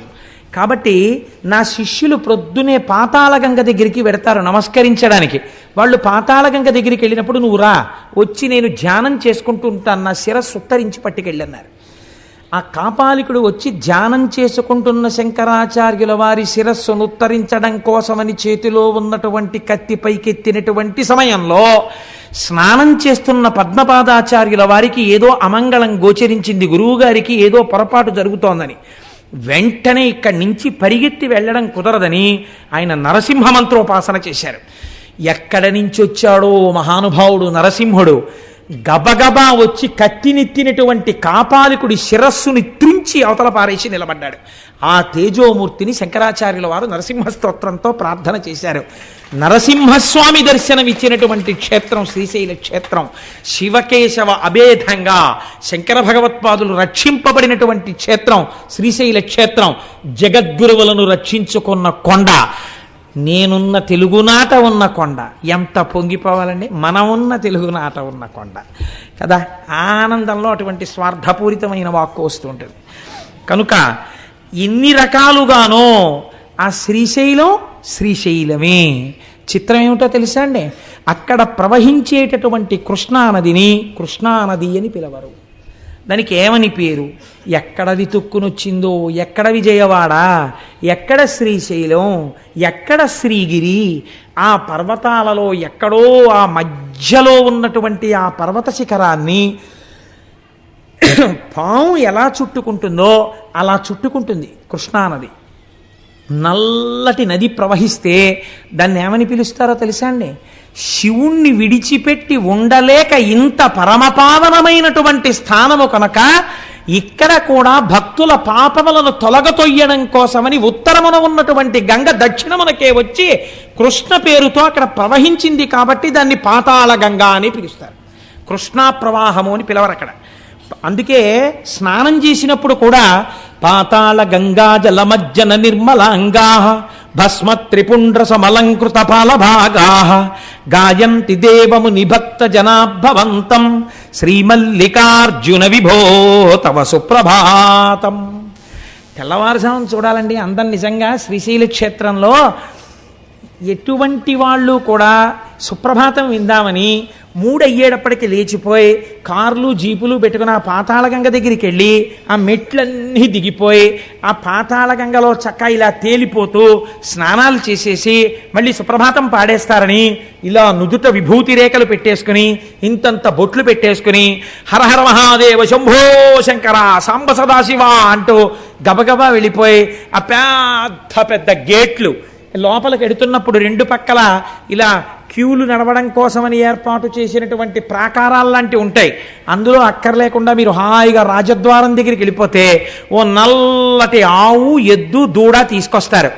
ఎంతమంది జనం ఉండనివ్వండి. చిత్రం ఏమిటో తెలుసా అండి, నాతో వచ్చిన వాళ్ళు చూశారు. అప్పుడు ఆ ఆవు, దూడ, ఎద్దు మేము స్వామివారి సొత్తు, మమ్మల్ని అడ్డగించడం ఏమిటి అన్నట్టు ఎవ్వరూ ఉండరు. కట్టిప్పి వెళ్ళిపోతారు. అవి ఎక్కడి నుంచి వస్తాయో తెలియదు. చక్కగా ఇలా తల్లాడించుకుంటూ ఠాంగ్ ఠాంగ్ గంటలు మోగించుకుంటూ తిన్నగా వెళ్ళిపోయి మల్లికార్జున స్వామి వారి రాజద్వారం దగ్గరికి వెళ్ళి నిలబడితే ఇలా తలుపులు తీయగానే చక్కగా లోపలికి వెళ్ళి మీరు ఇలా లోపలికి వెళ్ళగానే ఆలయంలో కుడి చేతి పక్కన పెద్ద స్వరూపంతో శనగల బసవన్న ఉంటారు. ఆయనే కలియుగాంతమునందు లేచి రంకె వేస్తాడు. రంకె వేయగానే కృష్ణానది పైకి లేచి విజయవాడలో కనకదుర్గమ్మ యొక్క ముక్కు నత్తుని తాకుతుంది అని ప్రమాణం. ఆ శనగల బసవన్న ఉంటారు, పెద్ద బసవయ్య. ఆ బసవయ్యకి నమస్కారం చేస్తే ఎడం పక్కన కృష్ణానదీ పరివాహం ఎలా వస్తుందో తెలియదు. అక్కడ మెట్లు దిగుతారు అర్చకులు, మీరు తెల్లవారగట్ట చూడొచ్చు. కృష్ణానదీ జలాలు వచ్చి చేరుతాయి, అందులోకి బిందెలు పట్టుకెళ్ళి కాళ్ళకి తగలకుండా నీళ్లు ముంచి అభిషేకానికి పట్టుకొస్తారు లోపలికి. మొట్టమొదట గోపూజ చేస్తారు, ఆ నల్లటి ఆవుకి చక్క పసుపు రాసి. మీరు ఆ పక్కన ఆ కుడి పక్కకి తిరిగి ఇలా లోపలికి వెడితే ఇంకొక నంది ఉంటాడు, ఆ నందికి నమస్కారం చేసి నిలబడితే చక్కగా సుప్రభాతం చదువుతారు. సుప్రభాతం చదివి ఇలా తెర తీసి మీ అందరూ దగ్గరికి వెళ్ళి నమస్కారం చేసుకోండి నక్షత్రహారతులు ఎత్తుతారు. ఆ నక్షత్రహారతిలో ప్రకాశించిపోతున్న శివలింగాన్ని చూస్తూ జయ జయ జయ జయ శంభో జంభవిత్ పూర్వదేవ ప్రణత పద సరోజద్వంద్వ నిర్ద్వంద్వ బంధో జయ జయ జయ జన్మస్థేమ సంహారకార ప్రణయ సగుణ మూర్తే పాలయాత్మాం ప్రసన్నాం వధూముఖం వల్గదపాంగ రేఖం అఖండితానందకర ప్రసాదం విలోకయన్ విస్ఫురదత్మభావ సమే గతి శ్రీగిరి సార్వభౌమ కురంగపాణి కరుణావలోక సురోత్తమశ్చంద్రకళావతంస వధూ సహాయ సకలేష్టదాత భవిత్యసౌ శ్రీగిరి భాగ్యరాశి అని స్తోత్రం చేసుకుంటూ మీరు ఆయన్ని నమస్కారం చేసి ఇలా కుడి పక్కకి వెళ్ళి ఎడం పక్కకి తిరిగితే వీరభద్రుడు కనబడతాడు. ఆ వీరభద్రుడికి నమస్కారం చేసి ఆ ఇనప కచ్చడంలోంచి బయటికెడితే ధర్మరాజు, భీముడు, అర్జునుడు, నకులుడు, సహదేవుడు వాళ్ళందరూ అరణ్యవాసం చేసేటప్పుడు శ్రీశైలంలో ప్రతిష్ఠ చేసిన లింగాలు సజ్జోజాత, అఘోర, తత్పురుష, వామదేవ, ఈశానములన్న పేరుతో 5 శివలింగాలు ఉంటాయి. అది దాటి మీరు ఇలా కుడి పక్కకి వెడితే తూర్పున మీరు ప్రవేశించినది కృష్ణదేవరాయల వారు నిర్మించినటువంటి గోపురం, దక్షిణానికి తిరగగానే హరిహరరాయలు నిర్మించినటువంటి గోపురం కనబడుతుంది. దీపాలు పెట్టే వాళ్ళందరినీ అక్కడే దీపాలు పెట్టమంటారు. మీరు అక్కడి నుంచి మళ్ళీ ఇలా తిరిగి ముందుకొస్తే త్రిఫల వృక్షం అని పెద్ద వృక్షం ఒకటి ఉండేది. మేడి, జువ్వి, దాంతోపాటు రావి 3 కలిసి పెరిగినటువంటి చెట్టు. 2000 సంవత్సరంలో 4000 సంవత్సరంలో బతికింది ఆ చెట్టు. చెట్టుకు పెద్ద అరుగులు కట్టుంటాయి. చక్క అరుగు మీద ఒక గడియ కూర్చుని కుడి పక్కకి తిరిగితే వృద్ధమల్లికార్జునుడు కనబడతాడు. ఇలా వెనక్కి తిరిగితే రాజరాజేశ్వర దేవాలయం, పక్కనే అమ్మవారి దేవాలయం ఉంటాయి. ఇవి చూసి మీరు మళ్ళీ ఇటు వచ్చి ఇలా ముందుకెడితే ఆ మెట్లెక్కి పైకెక్కితే అమ్మవారి దేవాలయం కనబడుతుంది. అమ్మవారి దేవాలయం లోపలికి వెడితే మీరు ఇలా తూర్పుగా వెడితే ఇలా దక్షిణంగా లోపలికి వదులుతారు. వెళ్ళి అమ్మవారిని దర్శనం చేసుకుని మీరు అలా దక్షిణంగా ఇలా అమ్మవారిని చూస్తూ ఇలా వంగి చూడాలి. ఇలా చిన్న ద్వారంలో ఉంటుంది అమ్మవారు. ఇలా వంగి అమ్మవారిని దగ్గరగా చూస్తూ పొంగిపోతూ దాటి అవతల పక్కకి వెళ్ళి శ్రీచక్రం దగ్గర కూర్చుని కుంకుమార్చన చేసుకుని ఆ పక్కనే ఉన్న చండీయాగం చేసేటటువంటి శాల దగ్గరికి వెళ్ళి ఆ అగ్నిహోత్రంలోంచి వస్తున్నటువంటి ధూమాన్ని పీల్చి కిందకి దిగి కుడి పక్కకి తిరిగితే అనగా ఉత్తరం వైపుకి తిరిగితే ఉత్తరాన శివాజీ గోపురం ఉంది. ఆ శివాజీ గోపురం దగ్గరికి వెడితే పెద్ద కళ్యాణ మంటపం, అక్కడే నందనవనం అని పుష్పవాటికి ఉంటుంది. ఆ వనంలోని సుబ్రహ్మణ్యేశ్వర స్వామి నెమలితో ఉంటారు అక్కడ. ఆ మెట్లెక్కితే రుద్రాక్షలవి అమ్ముతూ ఉంటారు కుడి పక్కన. ఆ లోపలికి వెడితే పెద్ద కళ్యాణ మంటపం కనబడుతుంది. అక్కడ చిత్రం ఏమిటంటే శివాజీ మహారాజు హిందూ రాజ్యాన్ని స్థాపించడం కోసమని అమ్మవారిని అక్కడికి వెళ్ళి ప్రార్థన చేశాడు. శివాజీ గోపురం మీద ఇప్పటికీ చెక్కబడి ఉంటుంది. భవానీమాత భ్రమరాంబికాదేవి ప్రత్యక్షమై ఈ చంద్రహాసాన్ని చేత పట్టుకో, ఇంక నీకు ఎదురు లేదని అమ్మవారు అనుగ్రహించి చంద్రహాసాన్ని బహూకరించింది. ఆ కత్తి చేత పట్టుకునే మహానుభావుడు హిందూ ధర్మ సామ్రాజ్యాన్ని స్థాపించాడు. అందుకే ఛత్రపతి శివాజీ జీవితంలో మీరు ఒక నియమం గమనించి ఉంటారు. పరస్త్రీలు ఒకవేళ పరాయి సైనికుల యొక్క భార్యలు తనకి బందీలుగా దొరికితే గాజులు, పువ్వులు, పసుపు, కుంకం ఇచ్చి అమ్మవారి ప్రతి గృహిణిగా ఉన్నది అమ్మవారే అని వాళ్ళందరికీ పసుపు కుంకాలు తన చేతులతో పెట్టి పల్లకీకి డేరాలు కట్టి ఎవ్వరికీ కనపడకుండా తన సైనికులతో మోయించి శత్రుస్థావరాలకు పంపించేసేవాడు తప్ప ఎన్నడూ ఎంత అందగత్తె అయినా పరకాంతవంక చూసినవాడు కాడు. రోషనార్ నవల చదివితే మీకు అర్థమవుతుంది. అంతటి మహానుభావుడు శివాజీ అంటే. అటువంటి శివాజీ మహారాజ్ ఆవుని పూజించాడు. అటువంటి శివాజీకి ప్రత్యక్షమై భవానీమాత ఖడ్గం ఇచ్చినది అక్కడే. ఇప్పటికీ శివాజీ స్ఫూర్తి కేంద్రం అని ఇప్పుడు కొత్తగా పెట్టారు శ్రీశైలంలో. శివాజీ స్ఫూర్తి కేంద్రం అని మీరు అక్కడికి వెడితే చూడవచ్చు. ఎన్ని వైభవాలండి ఆ శ్రీశైలం. ఆ భ్రమరాంబిక అమ్మవారి దర్శనం చేసుకుని కిందకొచ్చి ఆ విశాలమైన ప్రాంగణం దగ్గర కుడి చేతి పక్కన కార్యాలయం ఉంటుంది, ఆఫీస్, ఎగ్జిక్యూటివ్ ఆఫీసర్ గారిది. మీరు అక్కడ కూర్చుని పిల్లలతోటి ఒక్కసారి అలా ప్రాకారం మీదకి చూశారనుకోండి, ఇటు తిరిగి ఒక నంది, ఇటు తిరిగి ఒక నంది, అటు తిరిగి ఒక నంది, ఇటు తిరిగి ఒక నంది, ఒకే నందికి ఇటుక తల. నందులన్నీ మీటింగ్ పెట్టుకున్నాయా అనిపిస్తుంది. అయ్యవారి ప్రాకారం నిండా నందులు. అమ్మవారి ప్రాకారం నిండా సింహాలు. అన్ని సింహాలు నందుల్ని చూస్తుంటాయి, ఇన్ని నందులు సింహాలని చూస్తుంటాయి. మీరు మేము చుట్టాలం, అమ్మవారికి అయ్యవారికి సేవకులమని భయం లేకుండా ఉంటాయి రెండు ప్రాకారాల మీద. అంత పరమ పవిత్రమైన ప్రదేశంలో కూర్చుని 4 పులిహార ప్యాకెట్లు కొనుక్కుని మీ అబ్బాయి మీ అమ్మాయి భార్య పంచుకుని చక్కగా నోట్లో వేసుకుని కాసేపు అక్కడ కూర్చుని నాన్న మనందరం కలిసి భ్రమరాంబికాష్టకం చదువుకుందాం, చదవండని రవి సుధాకర వన్నిలోచన రత్నకుండల భూషిణి అని భ్రమరాంబికాష్టకం చేసుకుని అక్కడ ఉన్నటువంటి మల్లికార్జునుడి మీద ప్రపత్తి చేసి శరణం తరుణేందు శేఖర శరణం మే గిరిరాజ కన్యక శరణం పునరేవతావుభౌ శరణం నాణ్యదుపైమి దైవతం అని మీరు ఇలా విభూతి రేఖలు పెట్టుకుని బొట్టు పెట్టుకుని చక్కగా బయటికి వచ్చారనుకోండి, అభిషేకం చేసుకుని ఆ మల్లన్నని గట్టిగా పట్టుకుని ఆయన మీద నీళ్లు పోసి విభూతి జలాలు పోసి తేనె పోసి మారేడు దళాలేసి ఆ శివలింగాన్ని ఇలా ఇలా ఇలా ఇలా ముట్టేసుకుని ఇలా ఇలా అంటుంటే చల్లగా ఆయన చేతులకు తగులుతుంటే మీ దగ్గర కొంచెం గంధం తెచ్చుకున్నానండి రాస్తానంటే రాసేయండి అంటారు వాళ్ళు. ఇంత విభూతి రాసేసి ఇంత గంధం అద్దేసి ఇంత బొట్టు తీసి పెట్టేసి 4 మారేడాకులు వేసేసి 4 పువ్వులు వేసేసి మళ్ళీ ఓసారి తల కొట్టేసుకుని ఆ విభూతి ఆ కుంకం ఇవన్నీ అంటుకుపోతాయి. బయటకు వచ్చిన తర్వాత నాన్నగారండి మీ ముఖం నిండా విభూతి కుంకం ఏంటి అలా ఉండని అమ్మ కాసేపు అది మల్లికార్జున ప్రసాదం అని కాటేజీకి వెళ్ళిన తర్వాత అప్పుడు మొహం కడుక్కుని చక్కగా మీరు పిల్లలతో భార్యతో కూర్చుంటే ఎంత గొప్ప క్షణాలండి అవి. మనం మానసికంగా శ్రీశైలం వెళ్ళిరాలా, వెళ్ళొచ్చాం మనం కనుక మన పెద్దలు అందుకే ఒక ప్రయత్నం చేస్తుండేవారు. ఎక్కడికి వెళ్ళినా వెళ్ళకపోయినా మానసికంగా మాత్రం తప్పకుండా శ్రీశైలం వెళ్ళొస్తుండేవారు. నేను ఎప్పుడో నా చిన్నతనంలో బహుశా నేను ఏ 5వ క్లాసో చదువుకుంటున్నటువంటి రోజులు అయ్యి ఉంటాయి అవి. తెల్లవారకట్ట లేచి చదువుకోమనేవారు ఇంట్లో, అంటే లేచి చదువుకునేవాడిని. చదువుకునే రోజుల్లో మా అమ్మమ్మ గారు ఉండేది, ఆవిడ శ్రీశైల రగడ అని ఒకటి చదువుతుండేది. అది ఆవిడ మానసికంగా శ్రీశైలం వెళ్ళిపోయేది. ఆవిడ మొహం కడుక్కొచ్చి కాఫీ కూడా తాగేది కాదు. బాగా పెద్దదైపోయింది అప్పటికే ఆవిడ కూర్చుని ఆవిడ శ్రీశైల రగడ చదివేది కళ్ళు మూసుకుని. తాను శ్రీశైలం మానసికంగా వెళ్ళిపోయేది ఆవిడ. నేను ఇక్కడ సోషల్ చదువుకోవడానికో సైన్స్ చదువుకోవడానికో కూర్చునేవాడిని, కానీ అమ్మమ్మ శ్రీశైల రగడ మొదలు పెట్టగానే నా మనస్సు శ్రీశైల రగడ మీదకి వెళ్ళిపోయేది. అది అయిపోయే వరకు సోషలు లేదు సైన్సు లేదు, 0 కట్టి పెట్టేసి అది విని తర్వాత చదువుకునేవాడిని, అది వేరే విషయం అనుకోండి. ఆ శ్రీశైల రగడ అప్పుడు ఎప్పుడో నేను విన్నది, దాని కర్త ఎవరో కూడా నాకు తెలియదు, కానీ నాకు జ్ఞాపకం ఉన్నంతలో ఆ రోజుల్లో మానసికంగా వెళ్ళి శ్రీశైలాన్ని ఎలా దర్శనం చేసేవారో, ఎలా కూర్చునేవారో, ఎలా యోగనిష్టలో ప్రవేశించేవారో, ఎలా లోపలే నాదాన్ని వినేవారో అన్నిటినీ మానసికంగా వర్ణన చేశారు. చిత్రం ఏమిటో తెలుసా అండి, ఆ శ్రీశైల మానసిక దర్శనానికి వెళ్ళేటప్పుడు ఒక్కడూ వెళ్ళడం కాదు, తనతో పాటుగా తన భార్యని కూడా తీసుకుని వెళ్ళేవారు. ఎలా? టికెట్ పెట్టి కాదు, మానసికంగా వెళ్ళిపోయేవారు. ఎంత చిత్రంగా ఉంటుందో మీరు ఒక్కసారి అవధరించండి. శ్రీరంయంబుగ శ్రీగిరి యాత్రకు కూరిమి సతితో కూడినడచితిని పల్లెలు పురములు పట్టణంబులు పేటలు దాటితి ఎడవులు దాటితి. ఆ రోజుల్లో శ్రీశైలం వెళ్ళాలంటే కార్లు ట్రైన్స్ ఉండే ఒక నడిచి వెళ్ళాలి ఆ కొండలన్నీ, అందుకని వాళ్ళు అలాగే దాన్ని దర్శనం చేశారు.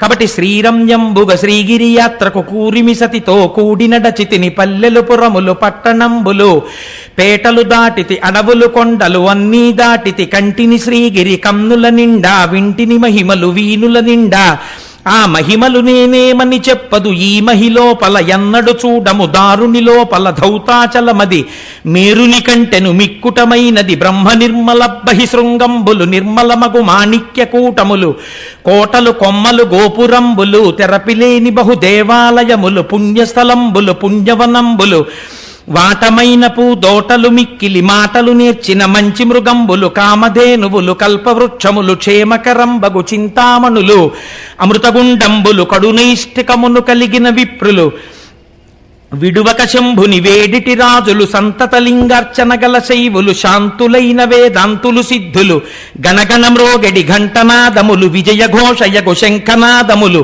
వీరశైవులు వీరాంగంబులు సాధు బృందములు కామిత భక్తులు అగరుధూపములు జపములు చేసెడి జంగమోత్తములు తపములు చేసెడి తాపసోత్తములు ప్రమధులు భక్తులు శైవగణంబులు గట్టిగ ఇది భూ కైలాసమ్మని తప్పిపోక పాతాళ గంగలో తెప్పున తేలుచు తీర్థం బాడుచు చెలగుచుమడి వస్త్రంబులు కట్టితి అనువుగ నుదుట విభూతి ధరిస్తిని పొలుపుగ మెడ రుద్రాక్షలు దాల్చితి గురుకటాక్షమును గోప్యము చేసితి గురుమంత్రంబును జపమును చేసితి అకలంకుడనై ఆశ జయిస్తిని శివ పంచాక్షరి మనసున నిలిపితి శివతత్వము పరిశీలన చేసితి పంచేంద్రియంబులు పదిలము చేసితి పంచముద్రలభ్యాసము చేసితి అంతర్ముఖుడనైతి నీ నాద బ్రహ్మానాదము వింటిని లోపల తుమ్మెదనాదము వింటిని వెలుగుల కల్లా వెలుగై వెలుగెడు ఆ లోపల దీపము కంటిని ఈవల చంద్రుండావల సూర్యుడు కలిగిన స్థావరమైన నిదానము కంటిని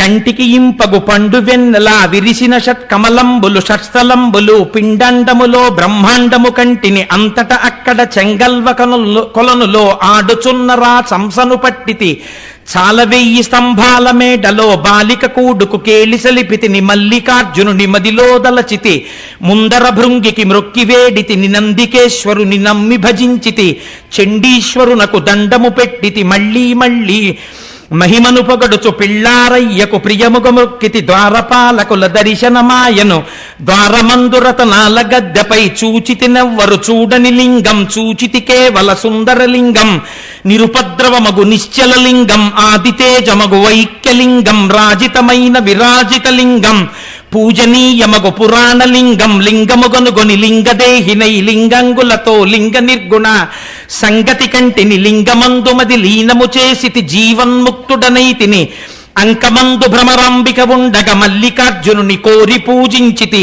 దీపము పెట్టితి దివ్యదేహునకు ధూపము వేసితి ధూర్జటికప్పుడు తుమ్మి పూలతో పూజిస్తిని కమ్మని నైవేద్యము పెట్టితి సాగిలి మ్రొక్కితి సర్వేశ్వరునకు జయ జయ జయ జయ జంగమరాయ ఆదిదేవుడవు అర్థశరణ్య దయతప్పక ధవల శరీర భయము బాపు మీ భక్త నిధాన ఎన్ని జన్మములు ఎత్తిన వాడను నిన్ను తలంపక నీచుడనైతిని ఎన్నడు ఏ విధ మెరుగని వాడను దుష్టమానసుడ గౌరీరమణ తామసగుణములు తగులాటంబలు నియమము తప్పిన నీచవర్తనుడ నిత్యదరిద్రుడ అత్యాశయుడను అజ్ఞాన పశువును చేయరాని దుష్టేష్టలు చేసితి బాయరాని మీ భక్తుల బాసితి సంసారం బను సంకెళ్లల్లో హింస పెట్టమిక ఏలుమి తండ్రి ముల్లోకంబులు ముంచెడి గంగను సలలితముగ జడధరియిస్తివి గొప్ప చేసి నిన్ను కొలిచిన బంటును తప్పక చంద్రుని తలధరియిస్తివి విన్నుని చేతను కన్ను పూజకొని సన్నుతికెక్కిన చక్రమిచ్చితివి ఆనక శైల కుమారిక కోరిన సగము శరీరము ఇస్తివి 3 లోకముల ముఖ్యము నీవే 3 మూర్తులకు మూలము నీవే దాతవు నీవే భ్రాతవు నీవే తల్లివి నీవే తండ్రివి నీవే బ్రహ్మము నీవే సర్వము నీవే పాలముంచుమిక నీట ముంచుమి పాలబడితునో పాలలోచన అనుచు ప్రణతులు నిరుచుడిది చదివిన వారికి కాలువలు త్రవ్వించి గన్నేర్లు వేసి పూలుకో శిశువునకు పూజించిన ఫలము గంగిగోవులు తెచ్చి ప్రేమతో సాకి పాలు తీసి అభిషేకము చేసిన ఫలము ఆకలితో నున్న అన్న ఆర్తులకును కమ్మనీ భోజనం బిచ్చిన్న ఫలము భీతితో నున్నట్టి కడు దీనులకును శరణిచ్చి రక్షించు విశేష ఫలము అంతకన్నా ఫలము అధికమయ్యుండు అని చదివేదాడు. మానసికంగా ఆ రోజుల్లో వాళ్ళు శ్రీరంజంబుగ శ్రీగిరి యాత్రకు కూరిమి సతితో కూడి నడచితిని పల్లెలు పురములు పట్టణంబులు అడవులు దాటితే కొండలు దాటితే అంటుంటే సోషల్ ఏమి ఎక్కుతుందండి బుర్రలోకి. అప్పుడు ఎంత బాగా ఎక్కిందో చూడండి బుర్రలోకి. ఇప్పుడు ఒక్కసారి దాన్ని జ్ఞాపకం ఉన్నంత మేర రాసి చూద్దామని రాసే ప్రయత్నం చేశాను. కాబట్టి ఆ రోజుల్లో మానసికంగా అంత గొప్ప గొప్ప స్తోత్రాలు చేసి శ్రీశైల దర్శనానికి వెళ్ళొచ్చేవారు. నిజంగా శ్రీశైలం విడితే అంత స్తోత్రం చెయ్యగలమో చెయ్యలేమో సాగిలి మ్రొక్కితి అని సాగిల పడిపోయి జయ జయ జయ జయ జంగమరాయ ఆదిదేవుడవు ఆర్తశరణ్య అంటూ ఎంతమందికి ఎన్నిచ్చాడో కూడా చెప్పేశారు. మహానుభావ ఆ రోజున తప్పక గంగను తలధరియిస్తివి గంగాదేవిని తల మీద పెట్టుకున్నావు ఆనక శైల కుమారిక కోరిన ప్రియబడి సగము శరీరము ఇస్తివి పార్వతీదేవి అడిగితే సగం శరీరం ఇచ్చేశావు వెన్నునిచే తన్ను కన్ను పూజకు నిసన్నుతికెక్కిన చక్రమిచ్చితివి ఆనాడు శ్రీ మహావిష్ణువు ఒక కమలం తక్కువైతే కన్ను పీకి కమలమని పూజ చేస్తే సుదర్శన చక్రాన్ని కటాక్షించావు. ఈశ్వర ఎన్ని చేశావు. నేను అత్యాశయుడను అజ్ఞాన పశువును చేయరాని దుశ్చేష్టలు చేసితి బాయరాని మీ భక్తుల బాసితి సంసారం బను సంకెళ్లల్లో హింస పెట్టమిక ఏలుమి తండ్రి. నిజంగా మనం వెడితే ఈ స్తోత్రం చెయ్యం. ఎంత అందమైన స్తోత్రం చేశారో, ఎంత గొప్ప రచన చేశారో. చిత్రం ఏమిటంటే అలా మానసికంగా శ్రీశైల దర్శనం చేసి ఇలా ఎవరు మానసికంగా దీన్ని చదివి చేస్తున్నారో వాళ్ళకి కాలవలు త్రవ్వించి గన్నీర్లు వేసి పూలు కోసి శివునకు పూజించిన ఫలము, గంగిగోవులు తెచ్చి ప్రేమతో సాకి పాలు పితికి అభిషేకము చేసిన ఫలము, అన్నార్తులైనట్టి వారిని తెచ్చి ఆకలి తీర్చిన్న అద్భుత ఫలము అంటూ ఎన్నో ఫలాలు చెప్పి ఇంకా మేము చెప్పలేమని ఇంతకన్నా ఫలము అధికమయ్యుండు అన్నారు. అందుకే శంకరాచార్యుల వారంతటి వారు శ్రీశైల క్షేత్రం మీద అంత ప్రత్యేకమైన మక్కువ చూపిస్తూ భృంగీచ్ఛానటనోత్కట కదిమదగ్రాహీ స్ఫురన్మాధవాహ్లాదోనదయుతో మహాసితవపు పంచేషు బాణాధృత సత్పక్షస్సు మనోవనేషు నపునః సాక్షాన్మదీయే మనోరాజీవే భ్రమరాధిపో విహరతాం శ్రీశైలవాసీ విభు అంటూ ఆ శ్రీశైలవాసీ విభు, శ్రీశైలవాసి అయిన శంకరా అని పిలిచారు. అమ్మవారిని ఉద్దేశించిట భ్రమరాంబికాదేవి వేరొక అన్నపూర్ణగా నించుంటుందిట శ్రీశైల క్షేత్రంలో. నోరు విప్పి అడగక్కర్లేదుట అమ్మవారి దగ్గరికి వెడితే మీ కోరిక. అమ్మో నా కోసమని పిల్లలు వచ్చారని మీకు మొదటే విజ్ఞాపన చేశాను కదా, తల్లిదండ్రులుగా నించున్నారు. పిల్లలు నోరు విప్పి అడిగితే అన్నం పెట్టడమా? అమ్మ అంటే ఏమిటి? కొంచెం ఆలస్యంగా ఇంటికెడితే నువ్వు అన్నం తినేసావా నాన్న అని అడుగుతుంది. అమ్మ అంటేనే కడుపు తడవడం. అమ్మకి ఏమొచ్చు అంటే కడుపు నిండా అన్నం పెట్టడం వచ్చు. చూడండి, ఎంత చదువుకున్నది అవనివ్వండి, ఎంత పెద్ద ఉద్యోగం చేస్తున్నది అవనివ్వండి, నేను సాధారణంగా ఒక మాట వింటూ ఉంటాను. ఏమిటమ్మా అన్ని చేస్తున్నారు అని అడిగారు అనుకోండి మీరు ఎవరింటికన్నా వెళ్ళినప్పుడు, మా అమ్మాయి వస్తోంది కదండి అందుకని జంతికలు అరిసెలు చక్కెర పొంగళ్ళు ఏదో లేకపోతే ఇవన్నీ చేస్తున్నానంటారు. కన్న తల్లికున్న గొప్ప లక్షణం ఏమిటో తెలుసా అండి? మంచి 5,000 రూపాయలు ఇంత బార్డర్ ఉన్న చీర పెట్టి పంపించేదు. తండ్రి అయితే అల్లుడు గారి మర్యాద కోసం అల్లుడు గారు రేపు మనం అన్నవరం పెడదామని ఏసీ కారు పెడతాడేమో. కానీ తల్లి అలా కాదు. మా అమ్మాయికి ఇది ఇష్టమయ్యా అని చెప్పి ప్రేమ మీర వండి, ఏమిటే అలా తింటున్నావు, కూర వండితే ఎలా తినేదనివే, అలా తినకూడదే నిలబడి అంటే కూడా నాన్నగారు చూస్తారు గట్టిగా అనకు అని చెప్పి క్యారేజీ తీసేసి నేను పక్క పెడుతుంటే ఇలా తినేసేదనివి, ఏమిటే ఇలా తింటున్నావు అంటుంది. కడుపు తడుగుతుంది అమ్మ. అమ్మకి అన్నం పెట్టడం అంటే ఎంత ఇష్టం. అమ్మ చేతి అన్నం తినడం జీవితంలో మహాభాగ్యం. కనుక అలాగే వర్ణించారు భ్రమరాంబికాదేవిని. ఉభౌ దర్వీ కుంభౌ మణిగణక సంభావిత గుణౌ తథానా పాణిభ్యామృతర సమృష్టాన్న కలితౌ కళాఢ్యా కళ్యాణీ కలిత సదనా శ్రీగిరసి శరసస్యసౌ ప్రామర్యం వా రచయితుమదిష్టార్థ విభవం. ఒక చేత్తో బంగారు పాత్ర పట్టుకుని పాయసంతో, కుడి చేత్తో మణిగణఖచితమైన తెడ్డు పట్టుకుని ఉంటుంది అమ్మవారు. ఇలా తీసి ఇలా పెట్టేస్తుంది. అమ్మవారికి అత్యంత ఇష్టం ఏమిటో తెలుసా అండి? ఆవిడ 5వ తనమే. అందుకే అమ్మవారి బొట్టు గురించి స్తోత్రం చేస్తారు. కస్తూరి తిలకంచితేందు విలసత్ప్రోద్భాసి పాలస్థలీం కర్పూర ద్రవమిశ్ర చూర్ణ కపురామోదోల్ల సద్వీటికాం లోలాపాంగతరంగతైరితి కృపాసారైర్నతానందినీం శ్రీశైలస్థలవాసినీం భగవతీం శ్రీమాతరం భావయే శ్రీనాథధృతపాలిత త్రిభువనాం శ్రీచక్ర సంచారిణీం గానాసక్తమనోజ్ఞ యవ్వనల సద్గంధర్వ కన్యావృతాం దీనానామతివేల భాగ్యజననీం దివ్యాంబరాలంకృతాం శ్రీశైలస్థలవాసినీం భగవతీం శ్రీమాతరం భావయే. ఆవిడ దీనానామతివేల భాగ్యజననీం, దీనులైన వాళ్ళని రక్షించడానికి సిద్ధంగా ఉంటుంది అమ్మ. అంత పరమపావనమైన క్షేత్రం శ్రీశైల క్షేత్రం. ఇంకిప్పుడు నేను ఉజ్జయిని గురించి మొదలు పెడితే అసలు ఆ ఉజ్జయిన్ అన్న నామమే అవంతిక. అవంతిక అంటేనే అమ్మవారి పేరు. అసలు ఆ అవంతిక ఏమిటో, ఆ ఉజ్జయిన్ ఏమిటో, ఆ మహాకాళేశ్వరుడు ఏమిటో, అక్కడ ఆ కాళికాదేవి ఏమిటో, కాళిదాసుకు అంత కవిత్వ శక్తి ఎందుకు ఇచ్చేసిందో, అసలు ఆ క్షేత్రంలో ఉన్న గొప్పతనం ఏమిటో, అందులో చేసేటటువంటి భస్మహారతి అంటే ఏమిటో, అసలు ఆ మహాకాళేశ్వరం ఏమిటో ఇప్పుడు మొదలుపెట్టి ఎంతో కష్టపడి వండిన అన్నాన్ని గబగబా తినేసి వెళ్ళినట్టు కాకుండా హాయిగా కూర్చుని రేపు తృప్తి తీరా అనుభవిద్దాం. కాబట్టి రేపు ఉజ్జయిని వెడదాం, ఇవాళ మనం శ్రీశైలం వెళ్ళొచ్చాం. మంగళాశాసనపరై మదాచార్య పురోగమై సర్వైశ్చ పూర్వైరాచార్యై సత్కృతాయాస్తు మంగళం. మంగళం కోసలేంద్రాయ మహనీయ గుణాత్మనే చక్రవర్తి తనూజాయ సర్వభౌమాయ మంగళం. ఉమాకాంతాయ కాంతాయ కామితార్థప్రదాయినే శ్రీగిరీశాయ దేవాయ మలినాథాయ మంగళం.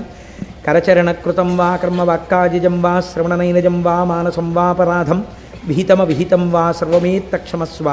శివ శివ కరుణాబ్ధే శ్రీ మహాదేవ శంభో. సర్వం శ్రీ ఉమామహేశ్వర పరబ్రహ్మార్పణమస్తు. స్వస్తి.